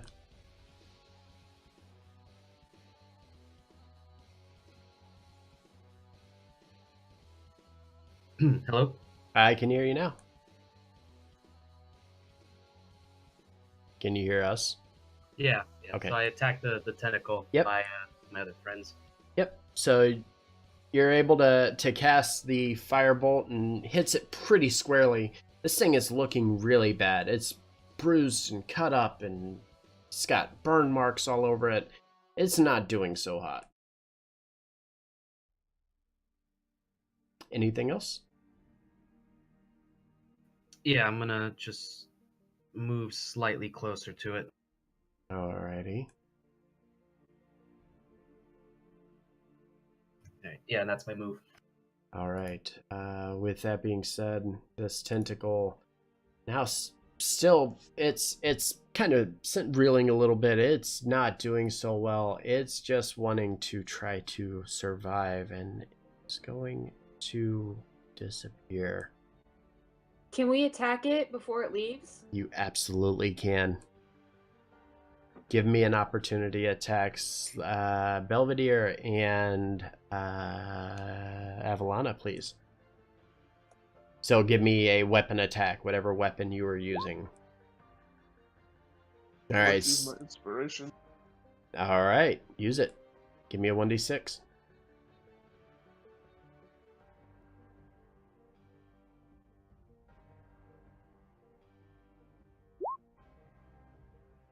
All right. So unfortunately, as both of you go to attack this tentacle that is disappearing out from under you, you go to swipe at it, and it's just slithering away way too fast. And as you go to bring your sword down, just both kind of miss a little bit, and a little discouraged that you couldn't hit it one last time, but it then disappears.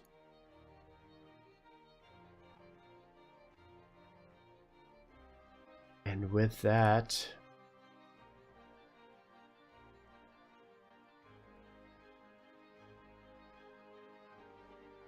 give me just a second.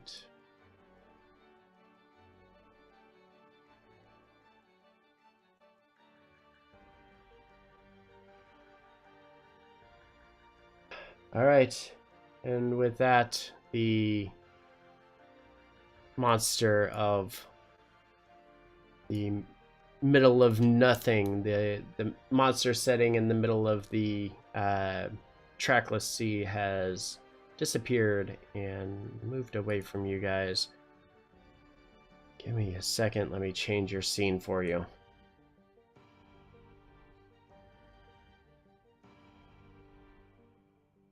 And you are back here. Things calm down. It seems like everything's okay. From what you can tell, the Kraken isn't very happy with everything that happened. It's hurting. It's reeling a little bit. With that being said, as all of this is going on, oh, I clicked the wrong thing. Sorry. Let me pull up my notes here. 1 second.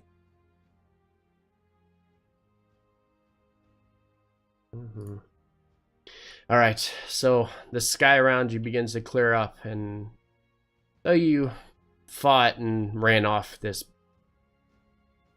kind of a baby Kraken, not really a full Kraken here, it's still following and watching. It's keeping a little distance and waiting, and then suddenly you watch as it kind of swims up right beside you guys and grabs onto the boat and just tries to tip it. And with that one last hit, the Kraken grabs onto the ship and pulls it over to one side. The choppy waves obviously helping it, and the boat flips and lays on its side in the water.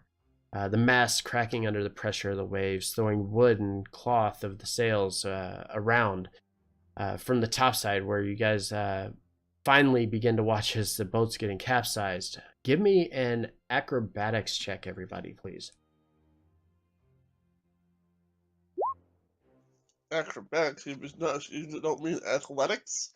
Nope, I mean acrobatics, because you are about to be tossed off of the top of this ship. Yeah, Vormish. Yeah. Can I try to hold on to the rail for an athletics? Yes, at a higher DC. Yes.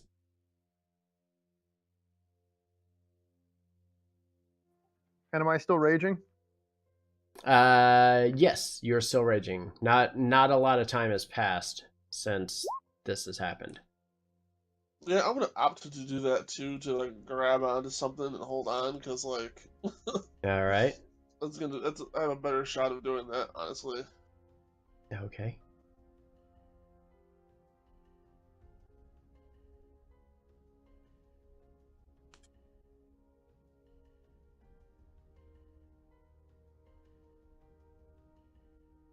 Go ahead and give me the roll. Oh, all right. Or not.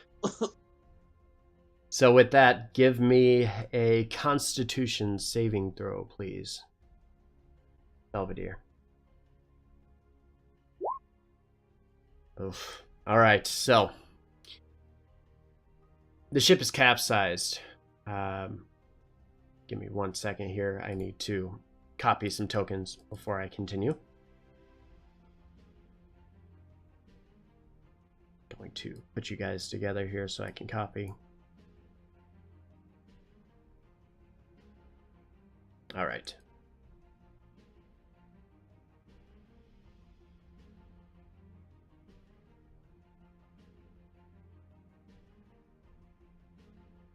All right. So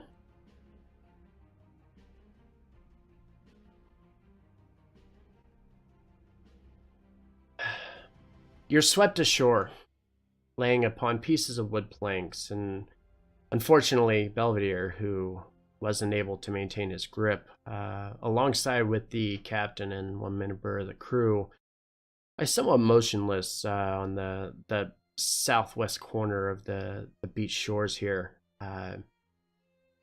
on what appears to be an island in the middle of the trackless sea, though you're not really sure where you're at.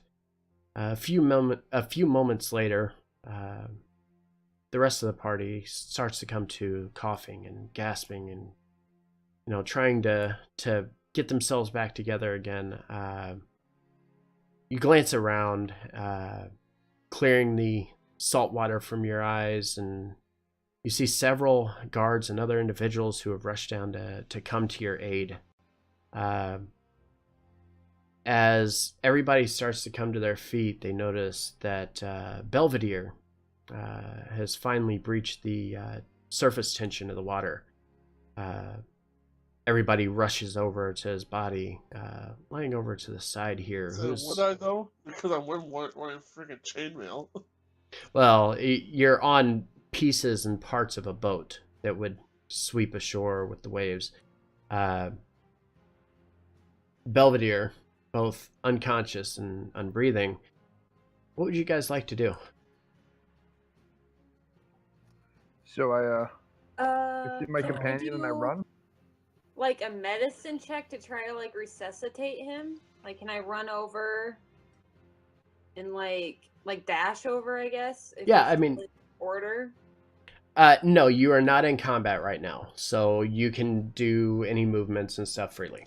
Okay, so can I run over and just like maybe do a medicine check to like resuscitate him or something? Yes, go ahead and give me a medicine check. Oh, he doesn't look too good. Oh. No, Yeah. not at all. All I'm right, gonna so resuscitate him, you guys. I have a little medicine training. so this little half-elf bard looks over at the party and is like, at first she's really not sure. She's like, I know a little bit, but I don't know if it'll be enough. And she immediately starts to bring Belvedere back to life, kind of performing CPR, or the method of which they use in these lands, though it may not be just CPR itself.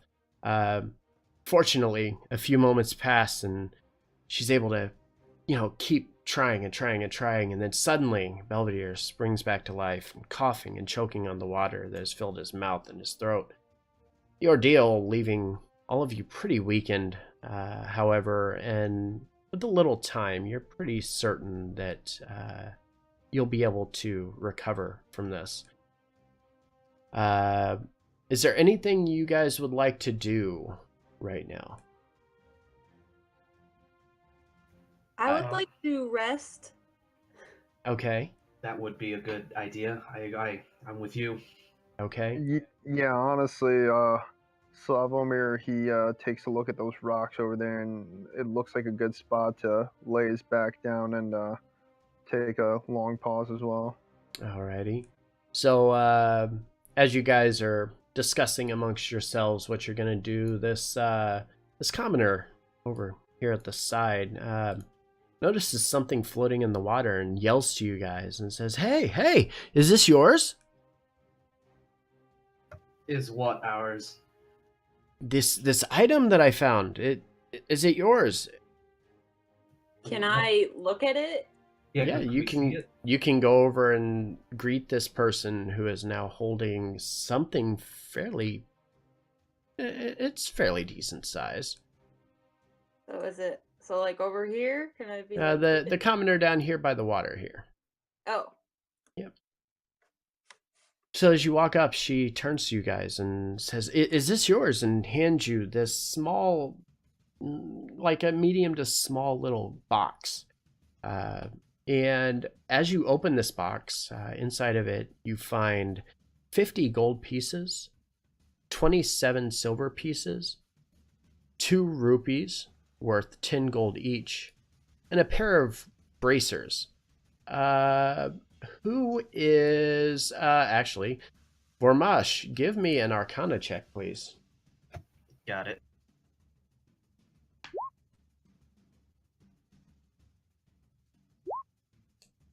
Oh yeah, you nailed that. So from your knowledge of arcane magic, you get a very, very strong sense that there is something like really, really powerful tied to these bracers that are inside this box.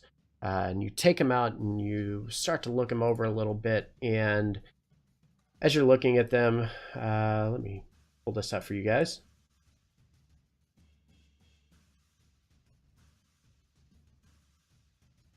You are presented with a pair of bracers of defense. Oh yeah, those will be perfect for me. I go to my team. I go to the commoner and I go, yes, these are mine. Thank you for returning. Thank you for returning my belongings to me. Here, a little something for your trouble, and I hand her 2 gold pieces. All right, and she smiles and nods and is like, I'm just happy you guys are okay. I don't know where you come from, but it certainly does not look like you had very much luck out there in the sea."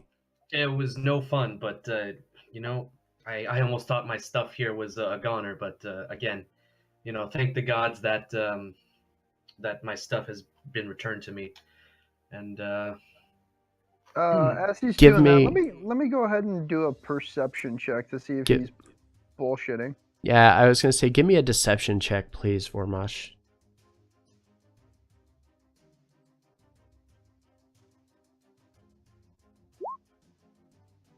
Can I ask the commoner where we are? Okay, so Slavomir, you absolutely are buying this. You look at Volmesh and you're like, "Oh, you had this treasure this whole time.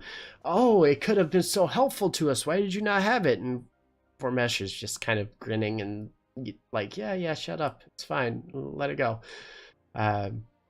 Evelana, as you speak to this commoner, she says, "Well, you're in a seaside village, or the city of Kalido.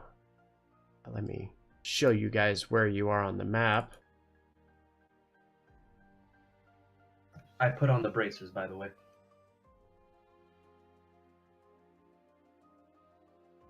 So as you see all the way to the far north, the city of Kalido, where you currently reside.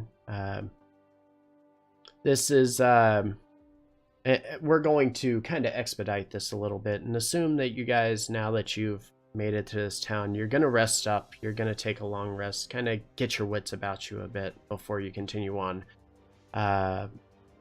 In doing so, I'll kind of explain everything that's going on here. The people of this tiny village here seem in no way inconvenienced by you guys being there. As you look around, you notice up on the top of the hill, this place is a pretty you know, you can tell that it's well traveled. A lot of people come here all the time. They come here for everything from, you know, looking for little shops and vendors to looking for food or just shelter from the elements. This place is obviously used a lot. As you look around and you see some of the huts around the town, you see that there are a lot of people resting inside of some of these huts. Apparently, the place that you're at, the Shore of Illusions, it's not unheard of for boats to crash into the rocky bottom here. When the sunlight or moonlight hits the water, it reflects for miles upon miles against the rocks itself out into the water. Gives a lot of ship captains false hope, thinking that they are safe and they don't have anything to worry about. Though you haven't ventured very far away from this little village itself, you're aware that the actual city, the civilization itself, isn't too far off in the distance. Talking to the people around the village, you learn that this place is more of a rescue outpost for the city of Kalido. A few days pass, you guys continue to recover from your wounds and kind of, you know, gain your strength back before you try to, you know, make your way to finally meet with the king, the intentional plan of everything that you were doing here. The person that you were speaking with is the town cleric, who is very willing to assist you guys and to kind of show you around and show you to the shops and things, and then even offers, whenever you feel better, that they will aid you and show you the way back to the city. We appreciate it. Would you mind waiting here while we go grab our friend who's laying down back in those rocks? Yes, of course, please be my Sometime guest. during these days, sorry to interrupt, I go to Vormash, who I believe is the one that took the box, and I'm like, hey, you gonna share all the treasure with the rest of the group?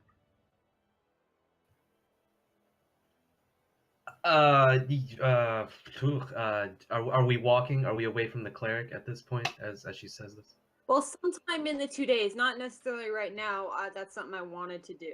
Yep, so what I'm going to say is, for the expediency, we have Belvedere, who is revived and is going to regroup with the party here. You guys are obviously going to make your way up here to town. If you need to visit like a general store or anything, pick up general supplies and stuff, you can visit the little shop right here. Healing services, the cleric that is with you, the one over here to the side, is more than welcome to help you and assist you in getting ready for the travel into Kalido. Before we go into the store, I tell my friends, you know, just because we all nearly died, I'll split my money and my belongings with you, but I'll keep the bracers and I'll take both the rupees, and you can divide the rest amongst yourselves. Cool. And I look at the bard, like you know, saying, see, I know how to share. So that means there's 48 gold and 27 silver pieces left. Yeah. What? Yep.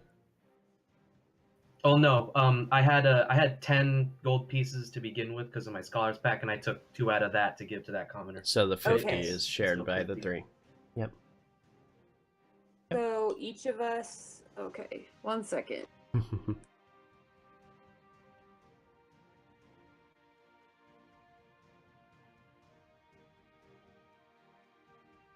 While they're splitting up, can I go in the general store? Because I already got my share. You absolutely can. So you walk in. Go ahead. We could all have like 6 silver pieces with someone having 7, I think. I'll take 6 silver. It's like, wait. Ah, goodness. Someone needs to help me with the math. If you want. if you want, you guys can wait until the end of the session, and we can do that after. Well, I want to buy some stuff. Are we dividing the cash among all four of us? Or No, only between of three. us?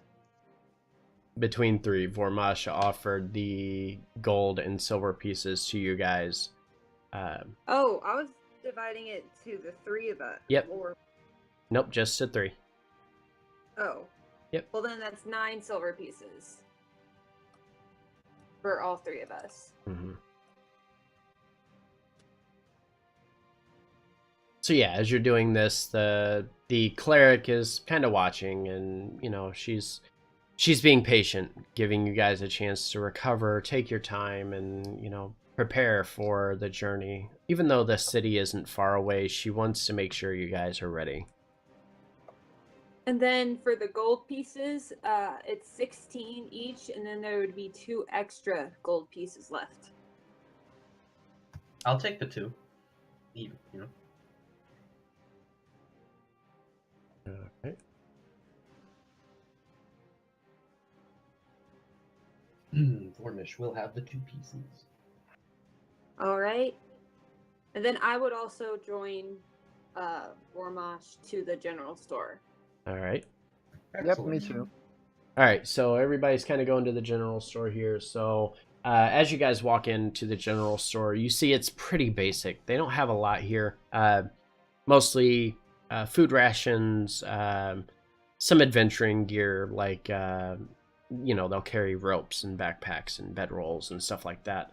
But they don't really carry anything beyond that. It's mostly just to gear people and prepare them to head into the city, because that's literally all this is. It's just a rescue place for them.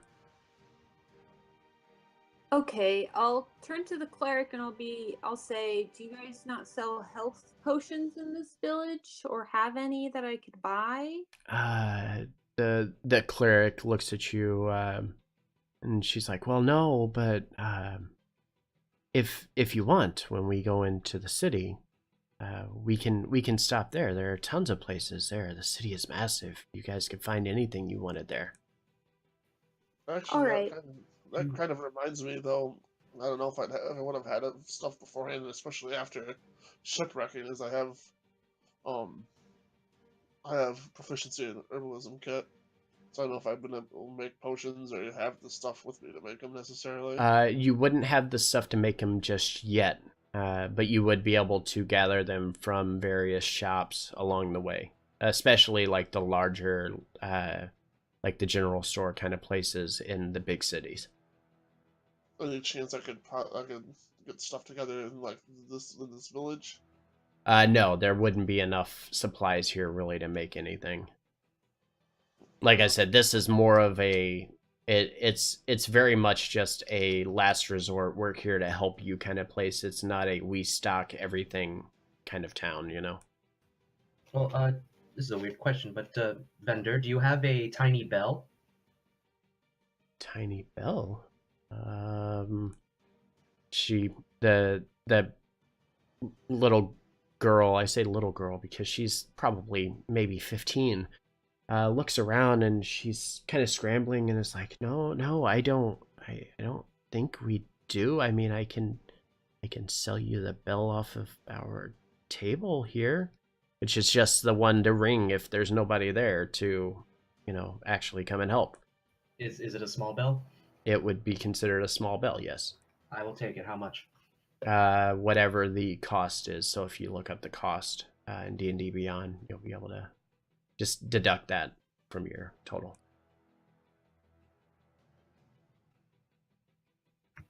If anyone else wants to buy something while I look this up.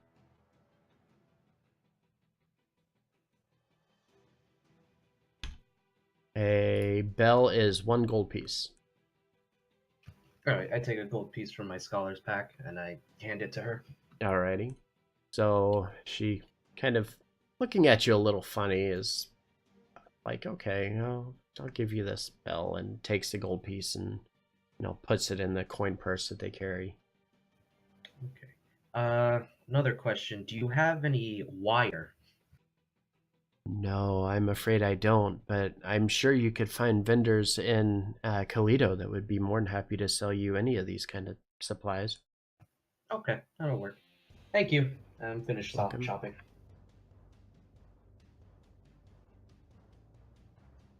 Anyone else? Yeah, no, I got nothing. In fact, I take a look at her and I say, "Which way is to war?"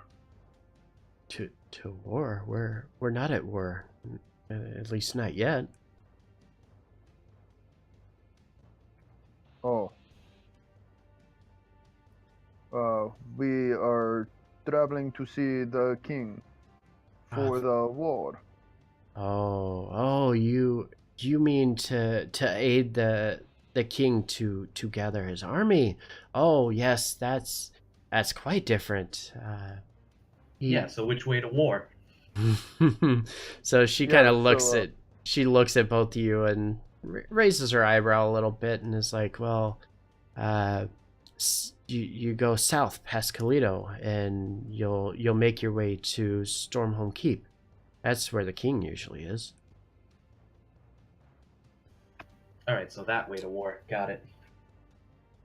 Yes, this is very good, and this war it is soon. Yes.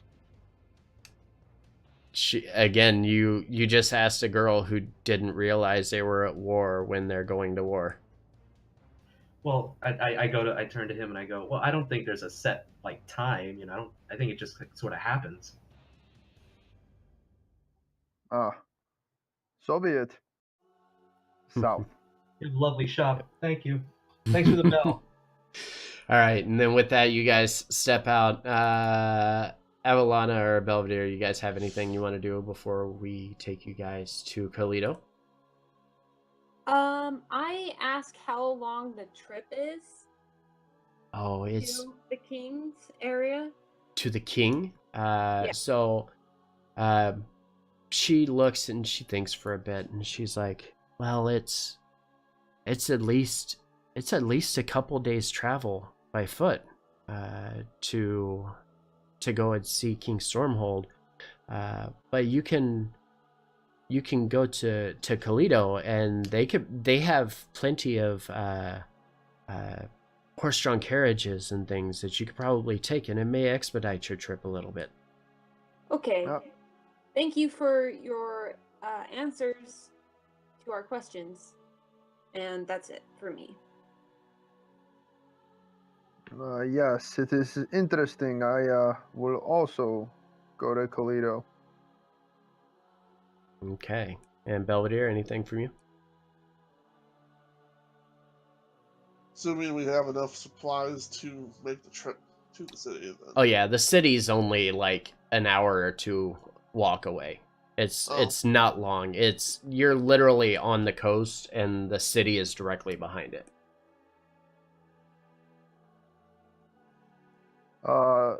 Little girl, where is the ale? Yes. If you want ale, you will definitely find some of the best ale houses in Toledo. Be sure you stop by.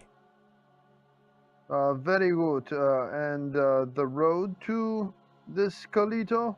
It's directly to the south here, and she points. So the map is actually inverted, so your north is your south and your south is your north.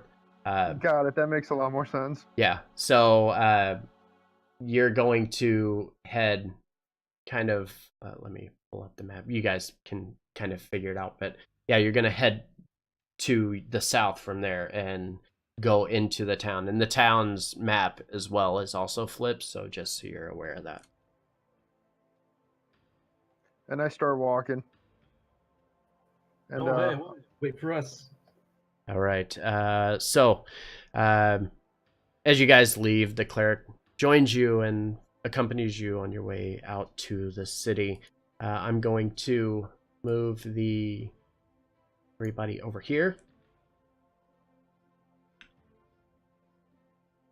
and we just spend an hour, I guess, trancing about. Yeah, you're gonna just slowly make your way there.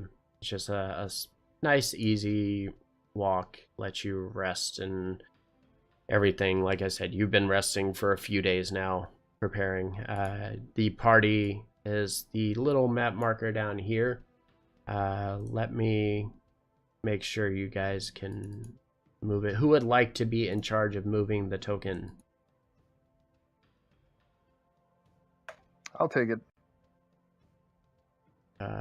Spoon? Slavomir. Slavomir. Oh, Okay. I was I can do it too. However it works. Okay. All right. So you should have control of the token now. So as you're coming through, you're coming in from the north gate. Like I said, the map, the little indications to the left there. If you'll stop right there for a second, I'll kind of give you a read through here. As you approach Colito, you're somewhat mystified at its sheer size. The half-octagonal 5 outer walls of the city built themselves into the mountain basin which the city rests upon at the back, far south down here. Let's see. Where am I at here? I lost my read here. Everything feels new and vibrant. The city feels alive with the bustle of very busy market and the sound of tradesmen coming from over here to your left. You smell fresh baked goods, and it kind of make you realize just how hungry you guys are. You guys haven't had a good meal in a while. You approach the southern gate, and you're noticing right next to the road here is a set of rail tracks, which actually lead to a cave in one of the mountains. It's a mining cave that allows the people to gather the rock and everything to build their city the way that they have. And as you approach, you see several miners pushing a small cart from the nearby mountain pretty easily into the city. The city itself is far more advanced than anything you've ever seen over in Faerun. The guards at the gate, where you just came into, open and kind of watch as you approach. It's obvious this city gets a lot of travelers from all over Clycair, so they really pay you no mind. As I mentioned, to your left is the marketplace, home of some of the best crafters within the Empire. If you follow the road to the southeast, all the way back here in the back is the commoners' housing. Directly ahead on this second platform here is some of the nobles of the town itself. You can see that there are 2 tiers to this. There's the tier here, and then there's an additional tier right here of the map. Each platform a little higher than the one in front of it. At the top of it, seemingly carved into this mountainside all the way in the back, are 7 massive statues called the Guardians that overlook the entire city. The cleric brings you into the city and brings you right over here next to this heptagonal building right here, before she looks at you and begins to speak again. She says, and here we are, friends. I'm happy to see that everyone's holding together pretty well now. Inside here is Gladamain High Hall. If there's business you have with the Empire, the High Council here will certainly know of your troubles. And they'll be happy to assist you. So if you want, you're more than welcome to head back and speak to any of the High Council right here. Why, yes, we will. Thank you. Thank you very, Yes. thank you very much, little girl. And the ale? Yes. Yeah, And which way to ale? she points to building number 3 over here. The Free Mead Tavern, though don't let its name fool you, will never give you free mead at any time. Oh, free. I turn him and I go, why? You earned yourself a nice free drink. Why don't you go have some while I talk to these council members? I believe you are correct. All right, so Slavomir is going to the Free Mead Tavern while the rest of you, what are you doing? Vormash, you said you're going to the council room? Yeah. Okay. Going to the council room, talking to them. I'm gonna go to the council room as well. Alrighty. Yeah, same. Okay, and with that, the cleric kind of looks at you and she's like, all right, well, very well, friends. You take care, and who knows? Perhaps with a little luck, and maybe our paths will once again cross in the future. And she kind of smiles as she heads back to the road and heads back over to the coastal village once again. I hope it doesn't take a Kraken attack for us to meet again. All right, shall we go inside? All right, so with that, we're going to take a 5-minute break, get some water, use the restroom, do what you got to do.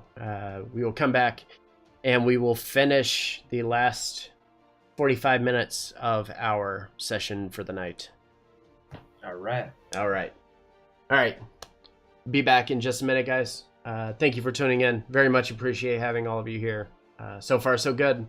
Hopefully, they're enjoying it, and I hope you're enjoying it as well. I'll be back in just a minute.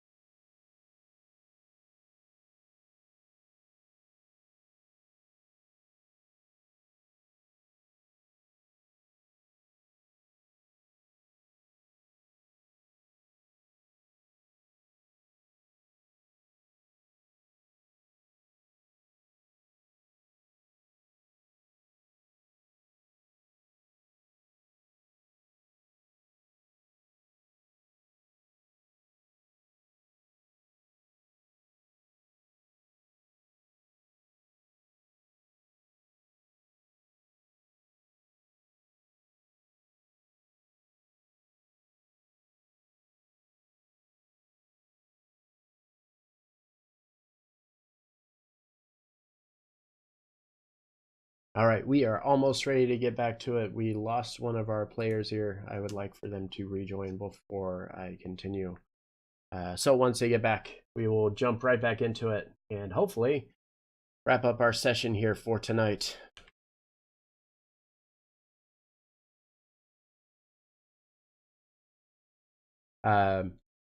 So just a quick recap since we have a few minutes. Go over the news again of everything that has happened and transpired here. Spock,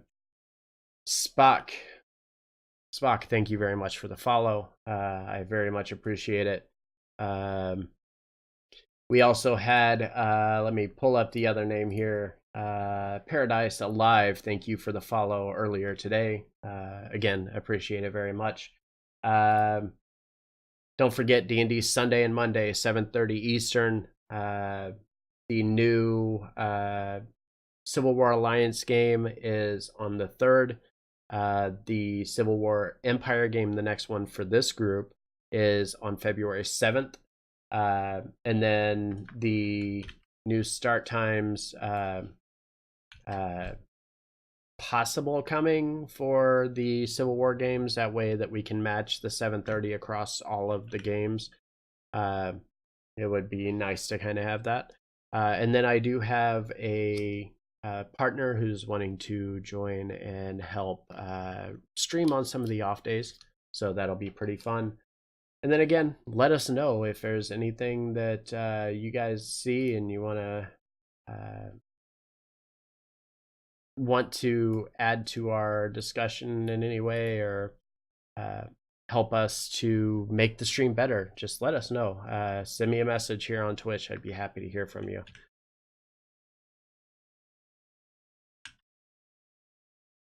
All right. With that, we're going to come back to our party here. I mean, I didn't get hit once during the Kraken fight, but that, that luck can change. All right. Yeah, absolutely. So is everybody here? Everybody ready? Yep. Yeah. Here. All right. Yep. So, we have Slavomir, who has made his way over to Free Meat Tavern and is going to hang out there while the rest of the party makes their way inside of Gladomain High Hall.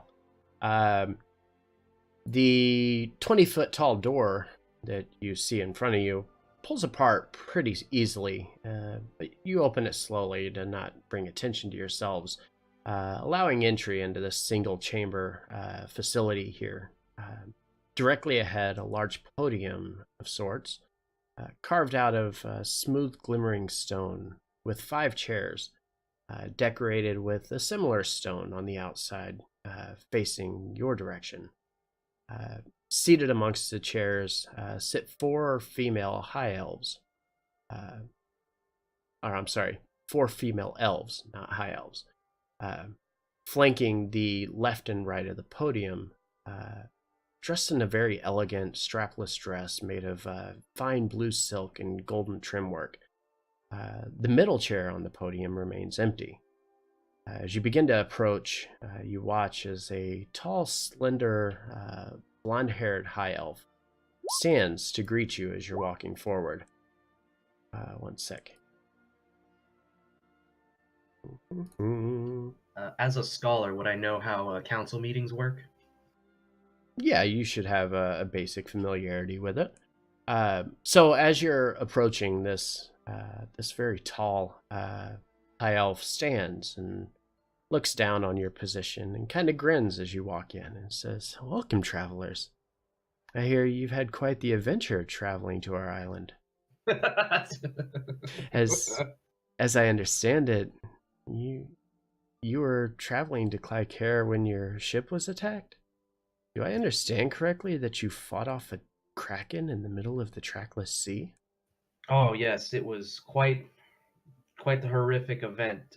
We lost 2 of our commoners, but fortunately the more important party survived. Mm-hmm. She kind of smiles a little bit, and as she's talking, you can notice on across her cheekbones, there seems to be like a royal flare pattern across both of her cheeks, and yet she's the only one standing there with with such a pattern. Vormesh, because you're familiar with the area here, give me a history check. D&D bot stop.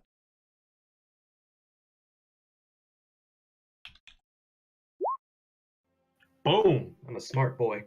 You are a smart boy. Okay, 1 second. So, in your experiences here on Clycare Island, you know that none of these four that are sitting on this platform is Lady Gladamain.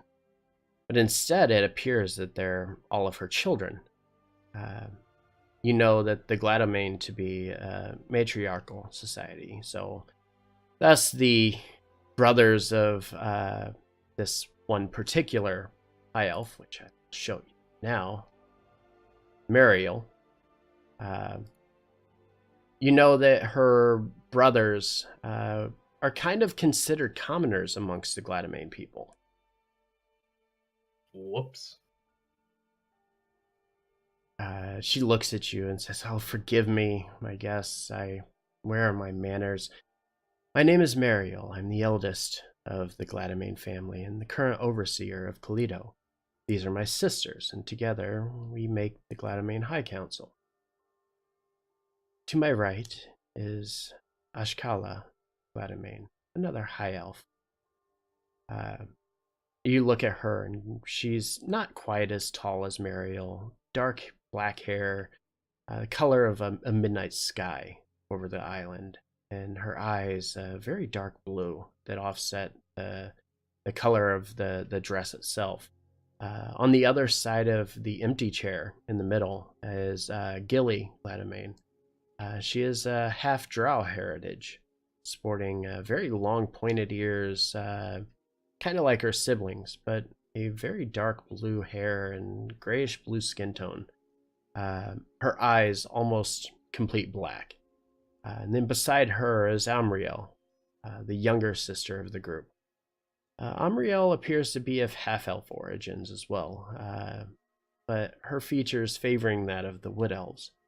As Mariel kind of finishes her introduction, she turns back to you again and says, "Well, I hear you've come here to Clycare to aid the king. Is this true?" Yes. Me personally was he called upon a person of incomparable skill, so he called upon me personally, as well as my compatriots over here, and I give them the floor to introduce themselves. I have volunteered myself to serve the king in this upcoming possible battle. And Mariel I bow to them. Mariel looks at you and kind of smiles, and she's like, "Well, isn't that just wonderful news? It's so good to hear that there are good people out there still." Sure. Formash is like, "I'm not having this shit." And I'll step up and will say that I'm Belvedere Jehoshaphat, Paladin of Tyr and representative of Duke Eltan of the Flaming Fists. Ah, the Duke. He sends one of his best. So good to meet you. Likewise, pleasure's mine. We also do have one other party member, but he's obtaining to other important business. She kind of looks at you, her, her right eyebrow lifting a little bit as to say, "Other business? You literally just got here." She's giving you that look like there's something up. Well, But she accepts it. She smiles and kind of looks down at you and says, "Well, hopefully your aid will allow us the opportunity to grow as a people in this turmoil between the Empire and the Ebon Alliance. I truly believe," and as she's getting ready to say this, you can feel the ground shake underneath of you a bit. It doesn't feel natural. It feels like something is causing almost like an earthquake. Oh, whoa. What the heck was that?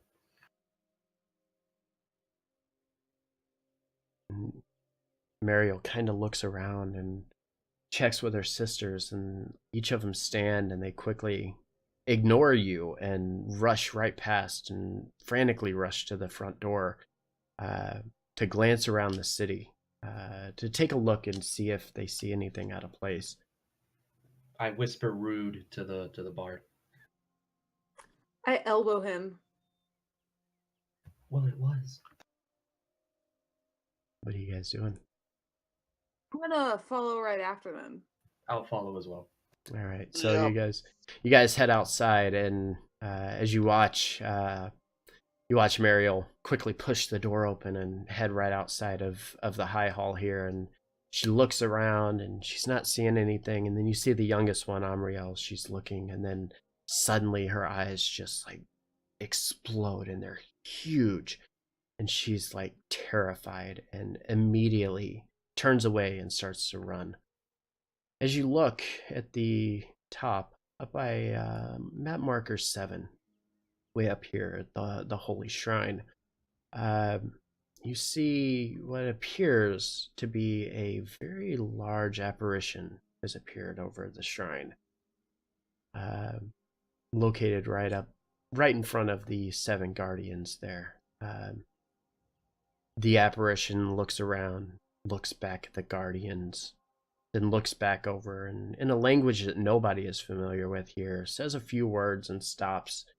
It sounds like gibberish. It's hard to make sense of any of it. And then suddenly it turns its attention and it looks down right at the high hall, as if kind of sensing something. It can't tell what it is, but it looks down, and its eyes make contact with Mariel. And in a mix of this unknown language and Elvish, you can hear the words, 14 days, and death will rule Clycair.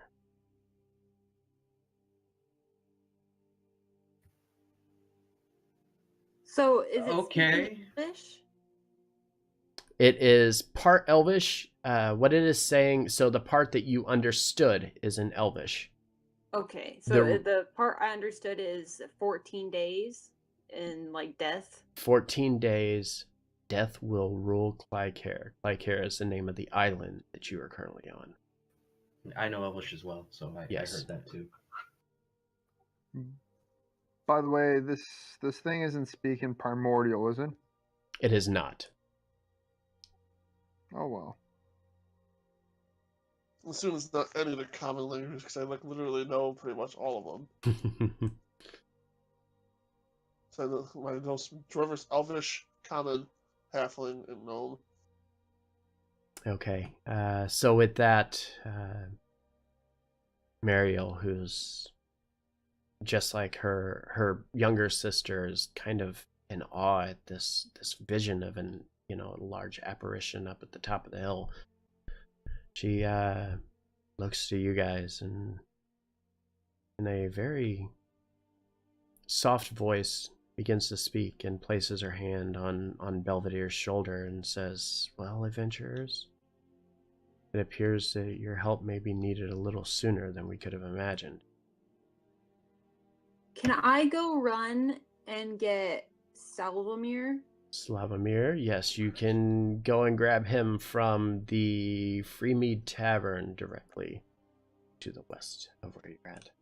Yeah, I'm just gonna run without saying anything and go get him. I'll stay here. Yeah, I figure I'm probably at least outside looking around trying to figure out what this earthquake's about. Okay. What does the apparition look like? It is. Give me a perception check. Everyone? Yeah, sure. Everybody, give me a perception check.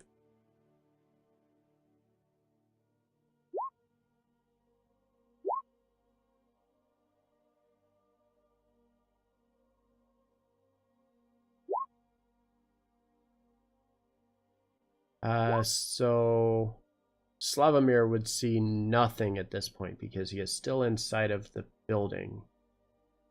Haven't quite got him out yet. Belvedere, you look up and it just looks like a giant black cloud that has somehow formed itself into a being. You can't really make out what it actually is, But Avalana and Vormash, as you're looking up and your eyes are kind of focused on this, you can make out some very distinct features. Things like the long pointy ears of a high elf.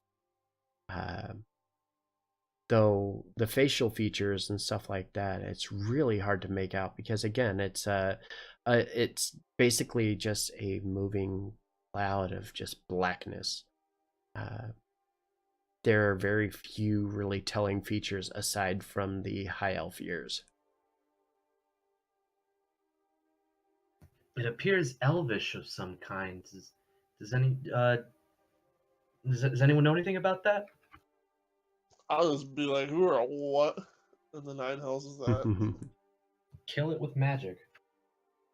All right, so what would you like to do? We have Avalana, who is rushing over to grab Slavomir from inside of the Free Meat Tavern to regroup with the party. Yeah, honestly, I'm probably at this point walking out anyway, and take a look at her. She's coming rushing towards me, and I still have a tankard in my hand, and I let out a big belch and ask her, "Did I miss something?" Look ahead of you. Don't you see it? Oh yes, very nice. All right, so from here, we're going to say that the party reconvenes down here at the end of the street. What would you like to do? It's obvious, I mean, the rumbling has subsided. The city, everybody is focused on this apparition now. It's basically seems like the earthquake itself was just a means to get the attention of the people, and really nothing more. So the apparition is still there. It's not like disappearing. Correct. It is still there, and it is saying a lot of things that you don't understand. Okay, guys. Should we like go straight to the apparition, or should we stop by like a store and then go to the apparition? I would like to try something if I may. But Go ahead. that would involve me approaching the apparition. If any of you want to go somewhere else, I'd be fine with that. I would turn to the elf. Mariel. Yes. And ask like what sort of creature is this? And she looks at you, and almost similar to you guys, she really knows nothing about this. This is something that they have never experienced. And she looks and says, "Look, all I can tell you is directly below him is the holy shrine of Tyrus. He's been dead for centuries, though. There's no way he's back as a monster." Let me try making contact. Salvamore, would you mind coming with me in case this thing turns south? My name is Slavomir. Slavomir, I apologize. Mm-hmm. And I just look around, and I'm still really confused. And so this is not normal? Apparently not. But yeah, it'll be fun. Just come if you want to come with me. How about we just all go? If one of us goes, we should just all go, I think. It seems fair. But let me try and at least communicate with it before we do anything rash. Okay, so the party is going to gather themselves and head directly towards the shrine. Is that correct? Sounds right Yes. to me. All right. To the apparition. All right, so the 4 adventurers, along with 3 of the council members, because Amriel, terrified of the sight, ran away, quickly rush to the bridge over here and make their way in towards the city as the apparition continues to speak this unknown language. You guys just really not sure what to make of it. You make your way around, and although you can't understand the language, you can tell that whatever this thing is saying, it is not good. Like it's not a curse, but you can tell it wishes bad things upon everybody. The first forge, which you are standing directly in front of now,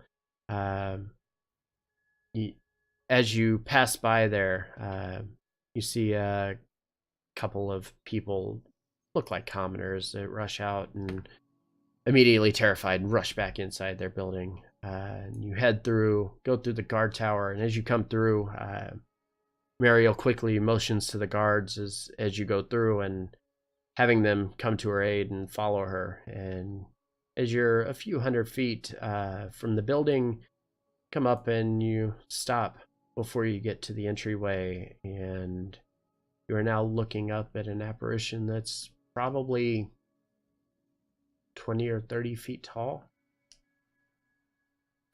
Huh. Okay. Be prepared. I'm gonna try something here. Okay. Oh, Avalana, is that you, that spell? I did not mean to do that. I meant to read it. Oh, okay. Well, I don't approach it. I'll try and make contact. So I'll cast message at it. Okay. And what would your message be?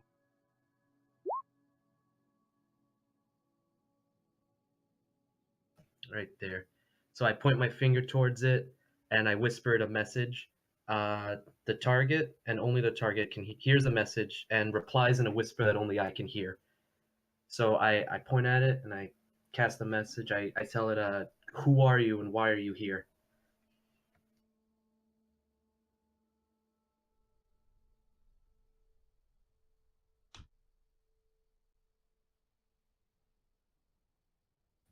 Hello? I'm typing. Oh, okay.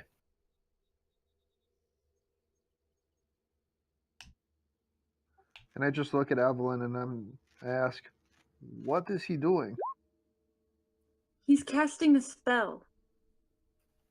To be fair, it just looks like I'm pointing at it.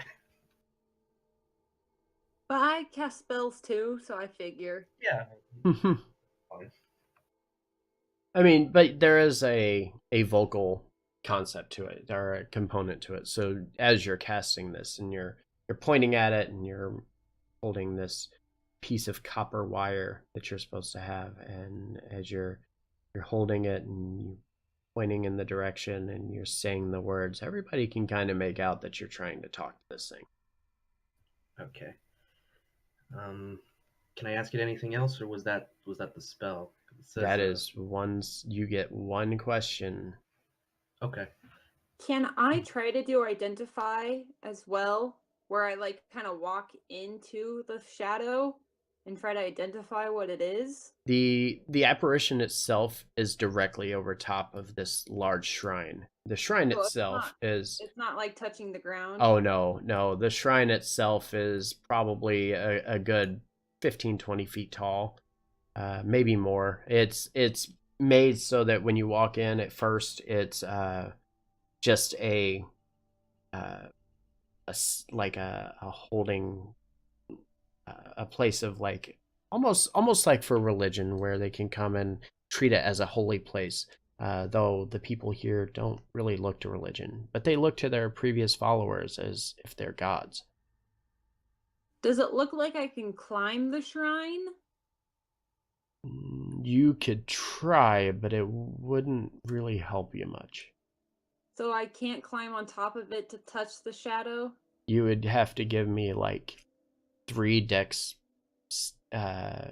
dexterity checks to see if you could even make it to the top first. I'm gonna try. Okay.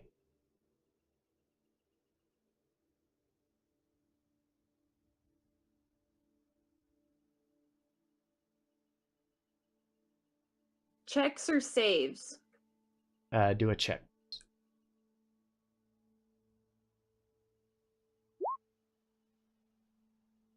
Okay. Next one. Okay. The next one. Nice. Okay. I'll give you that. So you're Your athleticism allows you to shimmy your way up the left front corner here of the shrine itself to get on top of the roof. And you walk up and you try to place your hand on this, but like I mentioned, it's just like a big cloud that seems to be magically forming itself. But as you're checking this, you're really not learning anything from it. You're learning that it's meant to it's an illusionary spell. So it's only there because somebody wants it to appear to communicate with the rest of the people. Okay, I'll climb back down. Okay. So you climb back down. You're now, as you can probably tell, the shrine itself is dedicated to the memory of the original founder of the Gladomain. It was erected along with the 7 guardian statues that stand behind the building itself. A little history here. Tyrus, the founder, his tomb was originally excavated prior to the Gladomain relocating here to Toledo some 8 years ago. The shrine, which stands here before you, was built not only to just house his body, but as a way to remember him for all that he had established for their young tribe over 100 years ago. To this day, though, Tyrus remains the only male leader of the Gladomain. His name's Tyrus? Yes. Tyris. So I turn to the council members and I go, I've communicated with the apparition. He calls himself Tyrus. Does this mean anything to you? And Muriel looks at you like wide-eyed and almost a smirk, and is like, of course Tyrus means something to us. He's the founder of the Gladomain. But why would he be here talking to you? Well, why he would want to talk to me, I don't know, but he has told me he's come to retake his lands. These aren't his lands. When he was alive, we lived on Rent Key. That's across the Ebon Sea from here. I'm just letting you know what he said. Apparently he thinks this belongs to him. Whenever I finally make it down, I'm gonna go to the council and I'm gonna be like, you guys, it's an illusionary spell. That's what I learned. And that's all I'm gonna say. Mariel kind of looks at you and is like, illusion spell? Then perhaps there's a source to this. Why don't we head inside? Why don't we go to the temple and see if we can't find the source of the apparition and put a stop to it before it destroys everything? Sounds good. All right, so she pushes you forward, leading you guys. Oh, okay, all right. She's quickly trying to get you guys over to this temple, so because it's going to cause a lot of damage if you guys don't hurry. 1 second, let me make sure everything is good to go before I set this for you guys. Yep, that's good. Okay, I gotta copy your characters and then I will drop you in. Oh,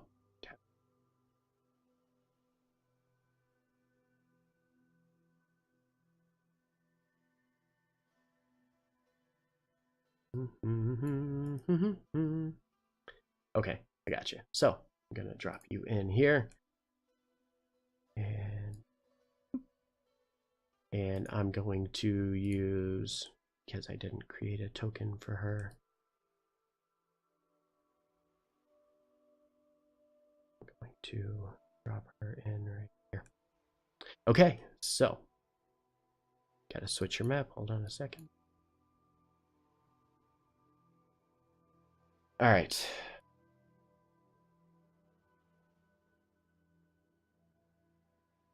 There we go. Sorry. So all right. So you're inside. Upon entering the shrine, it's readily apparent that the building is no longer as stable as it once was. Immediately upon entering, the sight of the cracked and shattered tiles are seen to the left and the right of where you stand. The path ahead splits, going to two identical rooms with four identical statues, two on each side. On the back wall of the left room, a mural depicting Tyrus Gladamain stands against the wall. Underneath, several flowers can be found, as if they were left behind by people who came to pay their respects. It takes but a second, but Mariel, as you guys run in, quickly rushes past and walks over here to the statue and reaches down and grabs the shield on the statue and begins to push it forward. And as she does so, it's almost like she knows there's something here, and she is going to move a trap door to allow you guys to go through into the next chamber. She looks at you guys and says, if it's going to be anywhere, it's going to be inside. We try to keep this hidden from most people because this isn't really a place that we want just anybody walking around inside of. But if you're interested and you want to help this city, you're more than welcome to go ahead and help us. We will certainly try. Right then, on we go. She kind of smiles as you guys walk by and is thankful, and she watches, and as Vormesh goes by, she says, are you certain that you heard Tyrus? Pretty certain. It was basically like talking into my brain with a whisper. Why? She nods and she says, oh, that's not a name that I expected to hear. Oh, I see. Well, if we find anything else, you'll be the first to know. All right. And you guys start heading in. Belvedere, are you with us still?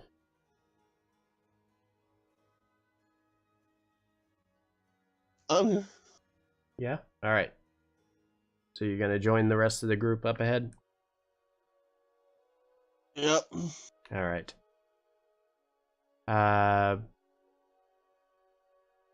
Avalana, give me a perception check, please.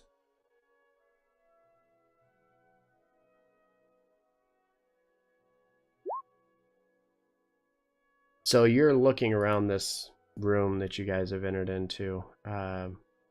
Still waiting on Belvedere to enter. As you're looking here, give me 1 second. Gotta pull this up here.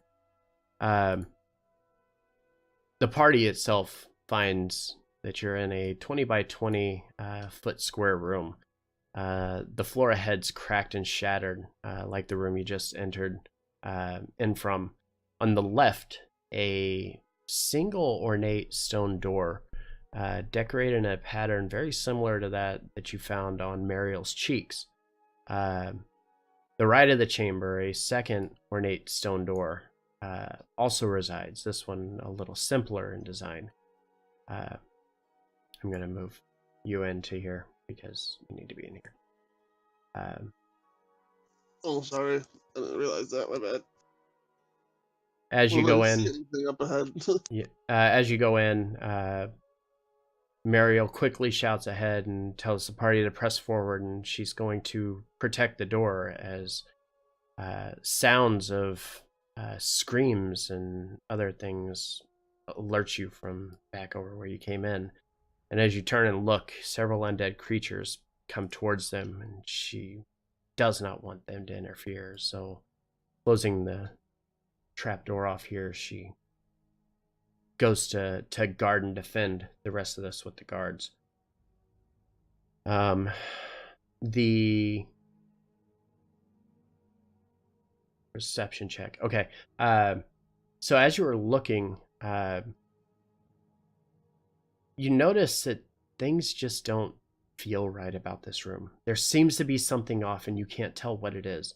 And you're looking around, and you see all of these cracked tiles and everything, and then you see one tile that seems to be standing a little taller than the rest of them.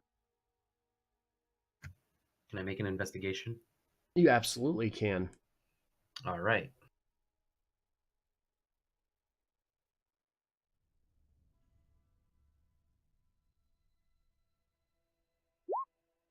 Oh yeah, you investigated the hell out of that. Detective Vormash. All right, so as you're investigating, you notice that this panel right over here, directly beside you guys,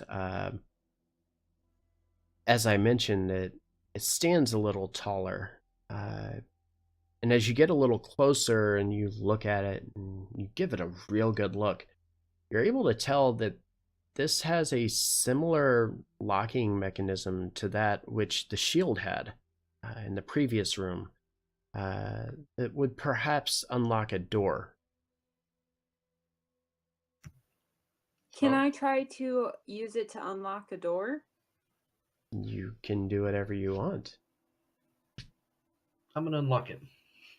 Okay. And how are you unlocking it? The same way I saw the other woman use the shield to unlock the previous door. So are you stepping on this plate? Yeah, I'll step on it. Okay. So you're at this square right here. As you walk over to it and put yourself on this panel, and I'm gonna just move you for me. Oh no, I just lost everything. Give me a second. I went to go pick up your character and move it, and it changed my screen. So you come over here, and as you're standing on this square, oh, it's because I'm hitting my push to talk. So as you stand on this square right here, you hear a click, and then the sound of like grinding rock against each other, and you watch as directly in front of you this seemingly blank wall right here is slowly moved out of your way and reveals a hidden passageway similar to that in the previous room.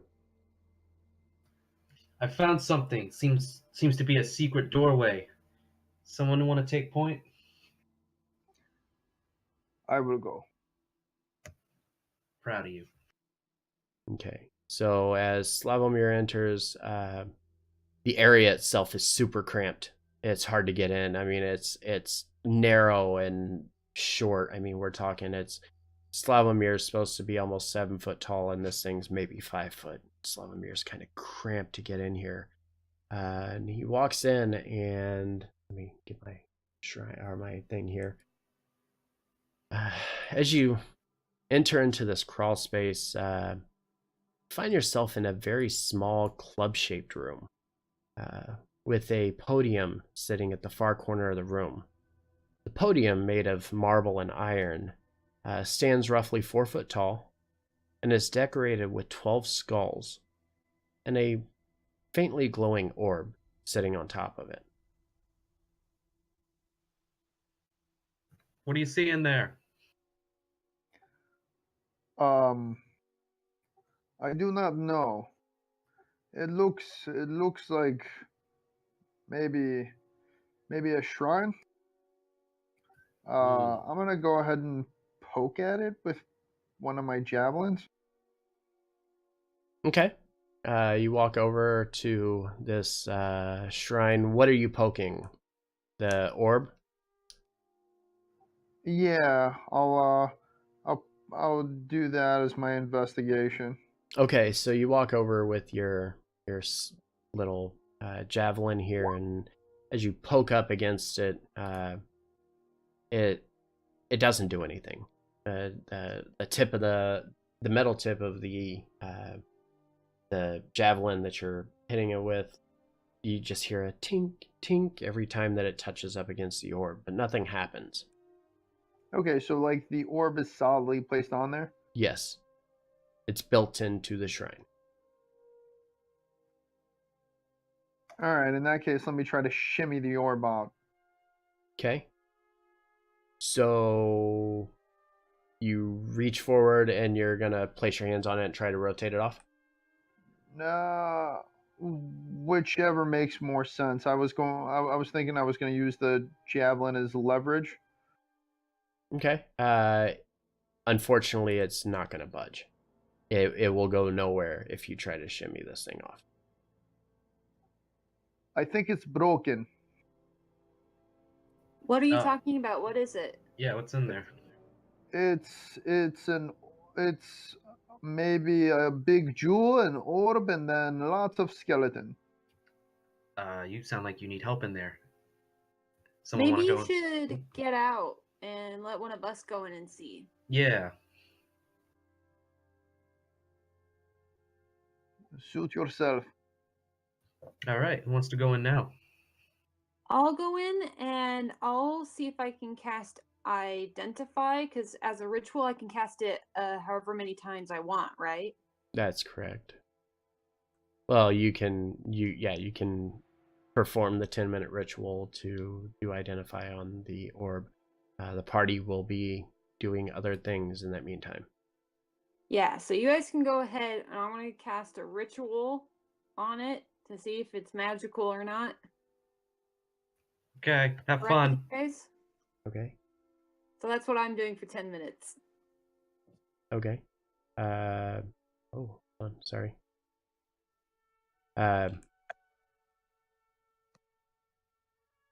So yeah, you cast identify on this orb, and you can tell that it has a it's definitely imbued with some sort of magic. 1 second.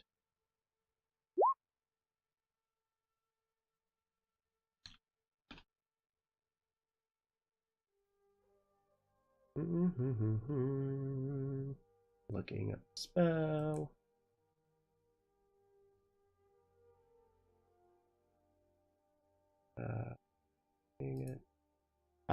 You can, as you perform this check, you can sense that it's an enchanted magic, but it doesn't really give you any details as to what it's doing. It's glowing right now. I don't learn what spell Mhm. is enchanting it. Let's see. You learn the properties and how to use it. You learn that it is an enchantment spell, and you learn that if you, oh yes, it is the command spell. Command. And to activate the spell, you must touch the orb. Okay, I'm going to try to touch the orb, and I'm going to see if I can command the shadow to disappear. Okay. So you reach out and place your hand on the orb. Yeah. So as you do so, you sense that you are now filled with a desire to stay where you are as you hear the word listen echo in your head. You can resist, or you can obey the command and listen to what this orb has to say. I'm Slavomir, gonna listen. Slavomir, give me a perception check, please.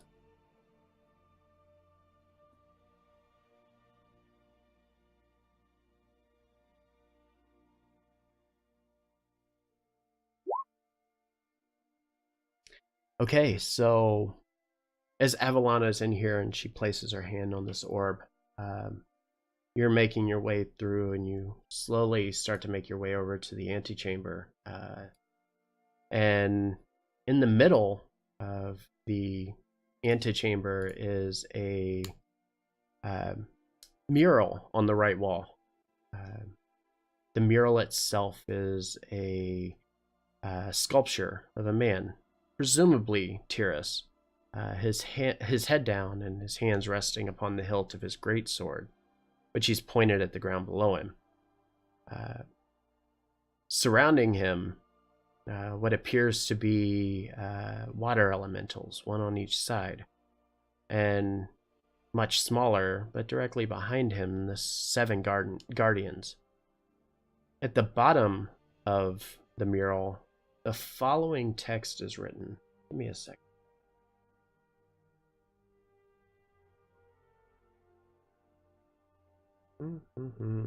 Let me find this token. Hold on. While he's reading that, I want to investigate this door that I'm looking at. So I'm just gonna roll real quick.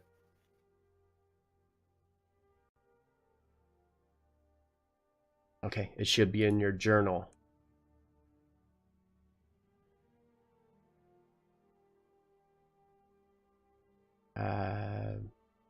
Vormash, what are you doing?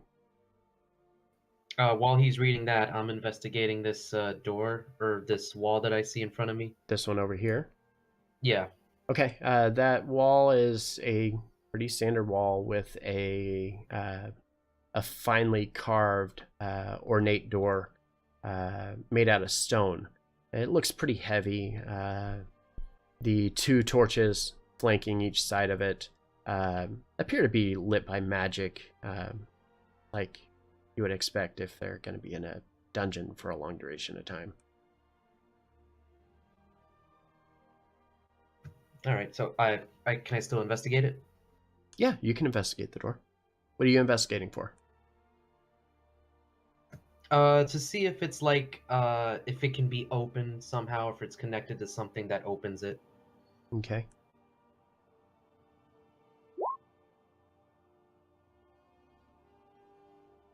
Oh. All right. So you investigate the door. As you're looking at it, it doesn't look like there is anything untoward to you. Nothing that would prevent you from opening the door. It doesn't appear to be locked, or doesn't even appear to be trapped. Slavomir, since you are at this podium here, or this shrine mural thing, what are you doing? Trying to figure out where to find my journal. So if you go where your player sheet is, there will be a new folder for you. And it should be under, I'd say, Adventure, and then Kalido, and then the Shrine Chambers. Got it.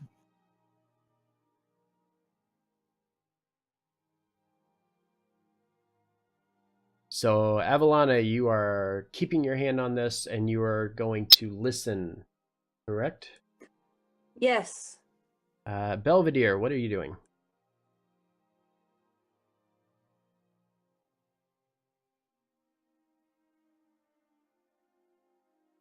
Belvedere.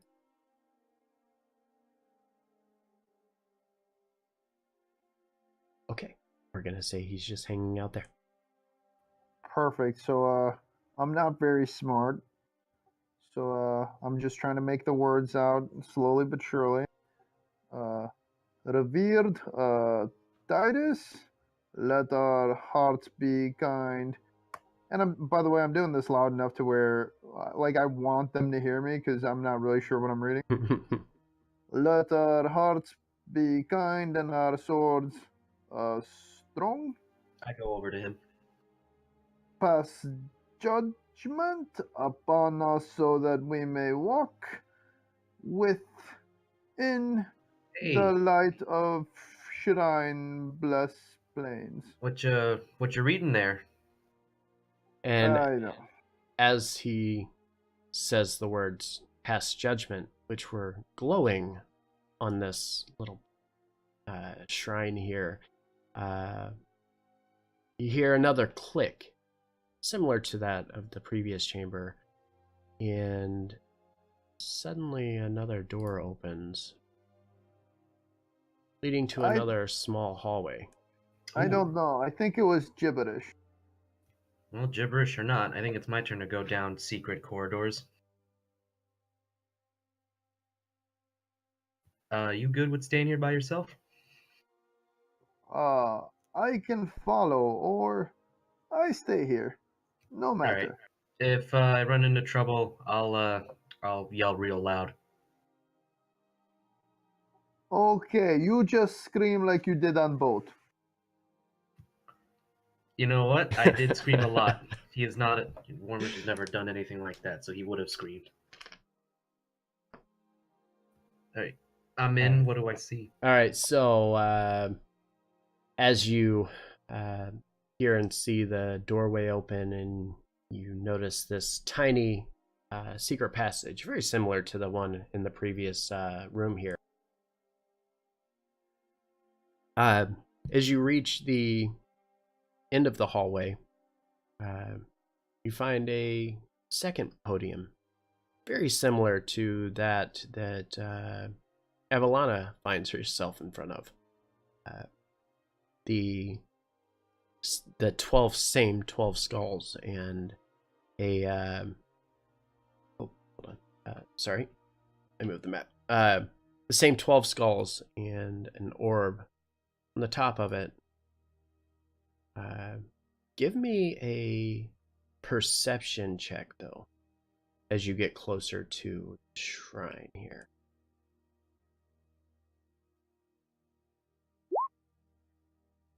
Yeah. Oh yeah, you nailed it. So as you approach the shrine, something catches your eye and you look off to the right. And off to the right, you find a piece of paper, or parchment rather, lying on the ground and somewhat covered in dust and dirt. Looks like it's been there for a little bit. All right, I pick it up and see if there's anything on it. All right, and let me send this to you.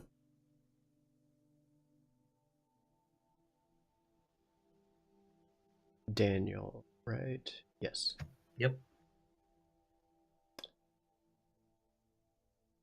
Okay. So you found that, again, similar to Avalana, the podium in front of you, the orb itself is glowing. To Slavomir. Hey, I found I think this is one of those orb things you were talking about earlier. Oh yes. I think it's broken. Is it? So it's cool if I touch it then? I don't know. I could not get it out. If you get it out, I want it. All right. I don't know. So as this is going on, Avalana is kind of entranced by this listen spell. She's listening intently, but can't hear anything other than this voice that would speak to her.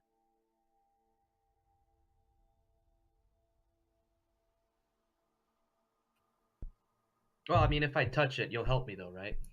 I say to Slavomir. Help you touch it? Well, I mean, if this is a bad orb, then like you'll help me with whatever comes out of it, right? Yes, I will kill bad people for you. Yes. All right, good enough for me. I touched the orb. Okay, and as you walk up and you place your hand on the orb, similar to Avalana, you have this desire to stay exactly where you are, and you hear the word listen ring inside your head. You have the option to attempt to resist or obey the command and listen to what this orb has to say. Vormish doesn't like invasion of his mind, so he's going to resist.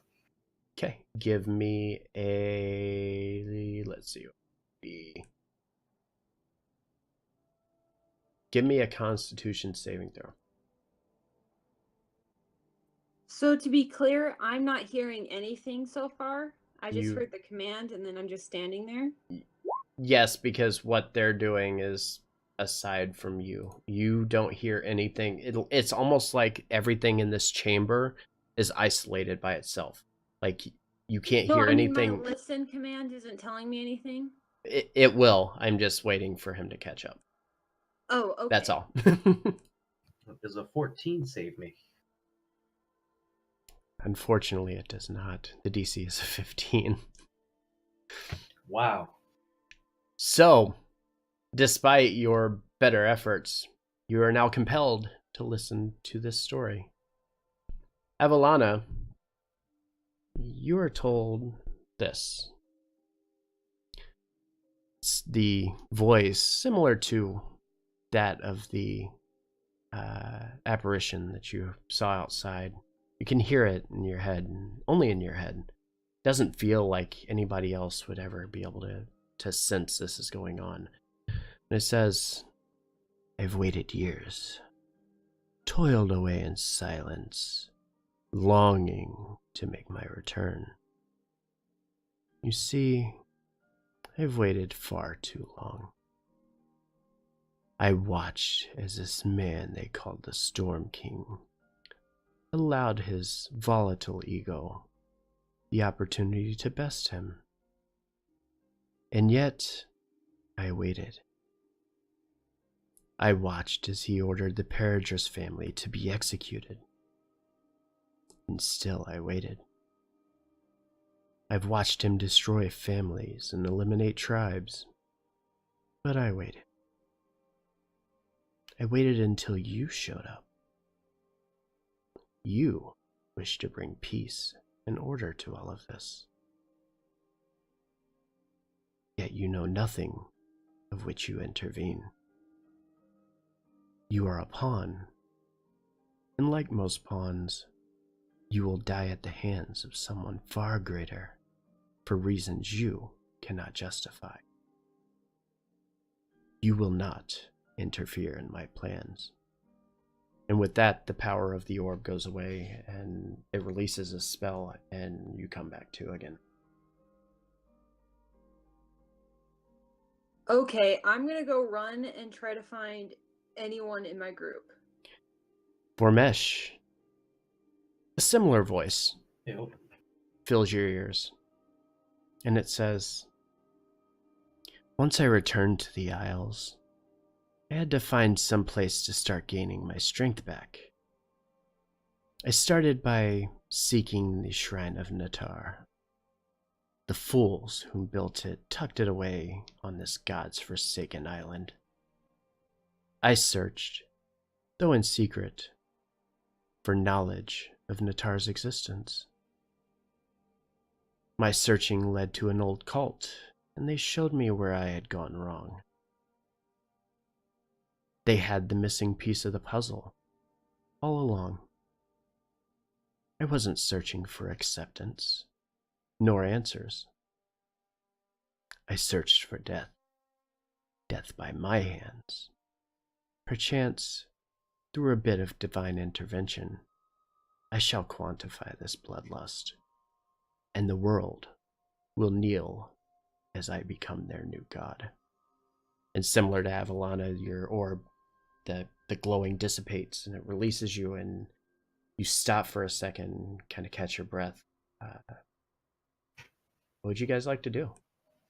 I'm just gonna slowly walk out, just wide-eyed. Hey, so, you don't want that orb, man. Oh, see? I tell you, I think it's broken. Well, it's broken now, but it was very much working when I touched it. I don't Look, understand. I wouldn't suggest touching it, man. It's not for the faint of heart. I saw things, or I heard things rather. And Can go ahead. I like come out of my cave and just be like, guys, I just learned so much. Yeah, As did I. Oh, let me walk out. You guys can freely talk about your experiences in any way you want. So I just appear and I'm just like, guys, I touched the orb and I was told this amazing story. It sounded like the apparition we were listening to, but he spoke in common so I could like understand what he said. And he told this story about how he's like been waiting and watching the Storm King like do all this stuff. And then he talked about how I was like a pawn and I'm gonna die and how I will not interfere. And it sounds like he's up to something. Well, that's ridiculous. I mean, we're all gonna die eventually, so there's a threat in that. But unrelated question: how do you feel about having a new god? I feel like there's enough already. Right? And that's yeah. Why do you ask? Well, funny story. My good friend Slavomir, he unlocked a secret chamber with his wits, his cunning wits, and I went into this hidden chamber and found a very similar orb to the one you just described, and I touched it, and I heard a story about how most likely the same person you heard uh, wants to become a new god amongst the people. Oh, should we like try it? Should we keep trying to find more orbs to hear the rest of the story? I mean, yeah, sure. I really don't want to go through that again. Like my mind is a sacred temple, but if we I had to, will. who just laughed? It was me. Well, all right, fair enough. All right, fine. Let's go find some more orbs. I do not understand. I think it is broken for me. I do not hear the voices. Well, you know what? The next time we see another orb, you can touch it first. Okay. And I look at Alviana like just pointing at him like saying if he hears the rest of the story, he might misinterpret it if he's the only one who hears it. I think I'll touch the orb because I agree he might not understand what he's saying. You know, I hear you, correct? No, you don't. I think I do. I know you hear. This is just the orb talking. So what are you guys doing? I'm gonna move into the next chamber I haven't been into yet. Which chamber? The one to the north? The antechamber? Okay, so this is the antechamber. This is where Slavomir heard or read the words "past judgment," which were a magical phrase illuminated on this plaque that opened the door to your left, taking Ormesh to this other room. So it looks like we have right or left. I go right.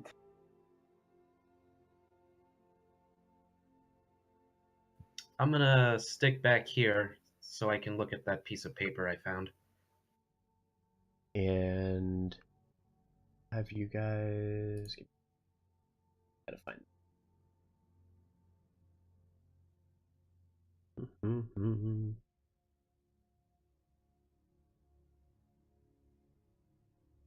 Okay. So as Evelana and Slavomir, as you enter, going separate directions, you enter into a giant chamber. Evelana is actually on a platform side, where Slavomir is on a lower inside. The chamber itself is lined with dead bodies and remains of possibly humans, all around the outside of this very large pool in the middle of the room. The water itself smells of a noxious odor, which is very insulting to the senses. The murky appearance, also very unpleasing.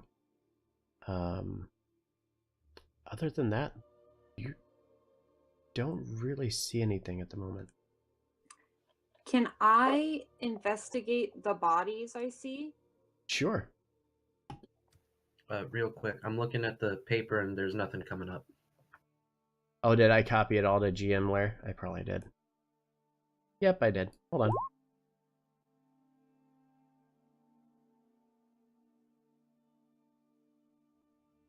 There. Now check it. Yeah, I got it. Thanks. Welcome. So yeah, you check these bodies and they appear to be human. You Gross. learn nothing off of it. Yeah, I'd also like to do a. Would it be an investigation or maybe a survival? See if maybe I see how these guys died. If there's any cracked bones or I don't know. Yeah, you can give me a survival check on that.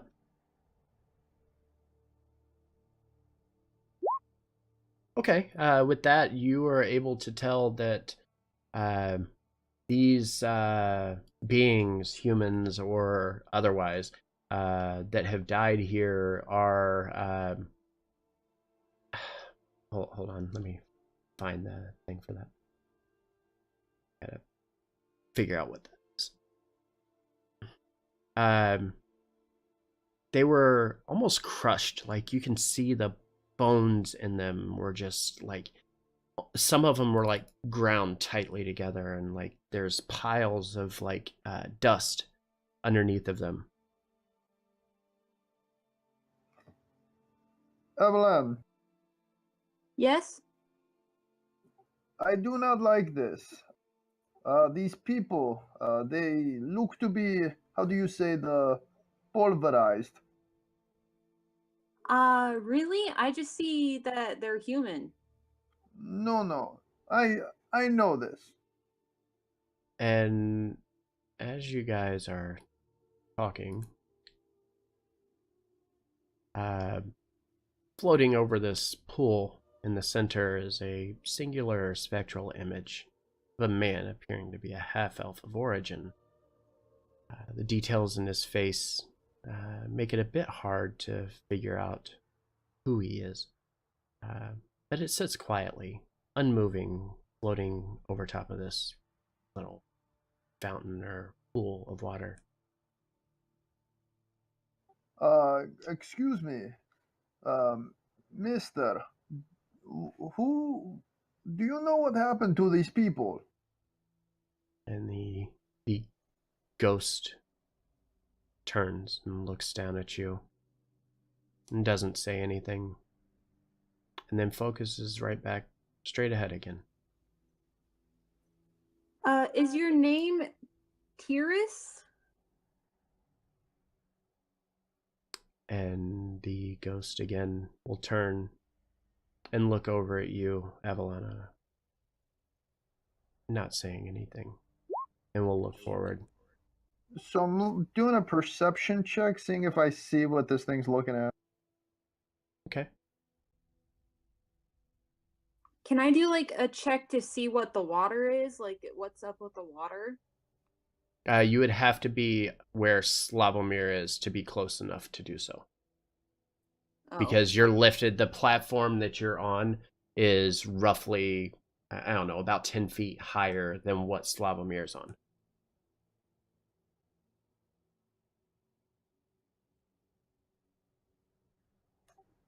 Any clue what this ghost is looking at? I do not see a roll. Oh, there it is. Hold on. The ghost is definitely looking at you guys. It acknowledges that you're there. It only showed up because it heard a voice. And every time that you speak to it, you're getting its attention. It just has nothing to say to you.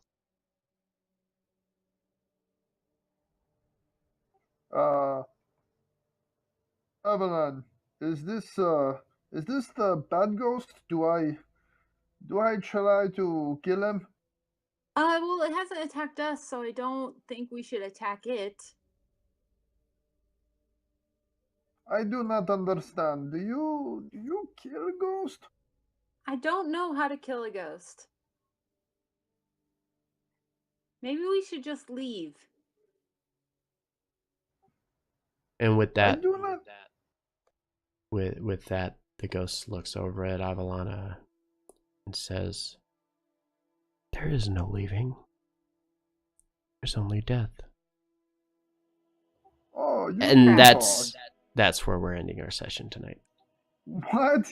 Oh, Oh no. hope one of you can yell real loud. I was hoping to just walk back to you guys. All right. Okay, give me just a second. I'm going to say bye to stream, then I will return. All right. All right, guys. So, brings a conclusion. I know it lasted a little longer than I wanted, but this seemed like a really good stopping point, so I wanted to get them here and get them ready for the next session. Thank you guys so very much for being here. I very much appreciate it. I appreciate all of you. If you haven't already done so and you're watching our stream, give us a follow. We will appreciate it. It helps us out quite a bit to get those numbers and to continue to grow our channel. Otherwise, don't forget, we are back tomorrow for RPG Thursday. Again on Friday for Free for All Friday, and then Sunday and Monday for D&D. Once again, don't forget, both of our Civil War campaigns are off this weekend and next week, so gives me time to continue building their story. Like I said, if you are enjoying the stream, I really hope you were. Give us a follow. Check us out when we come back from our break in 2 weeks.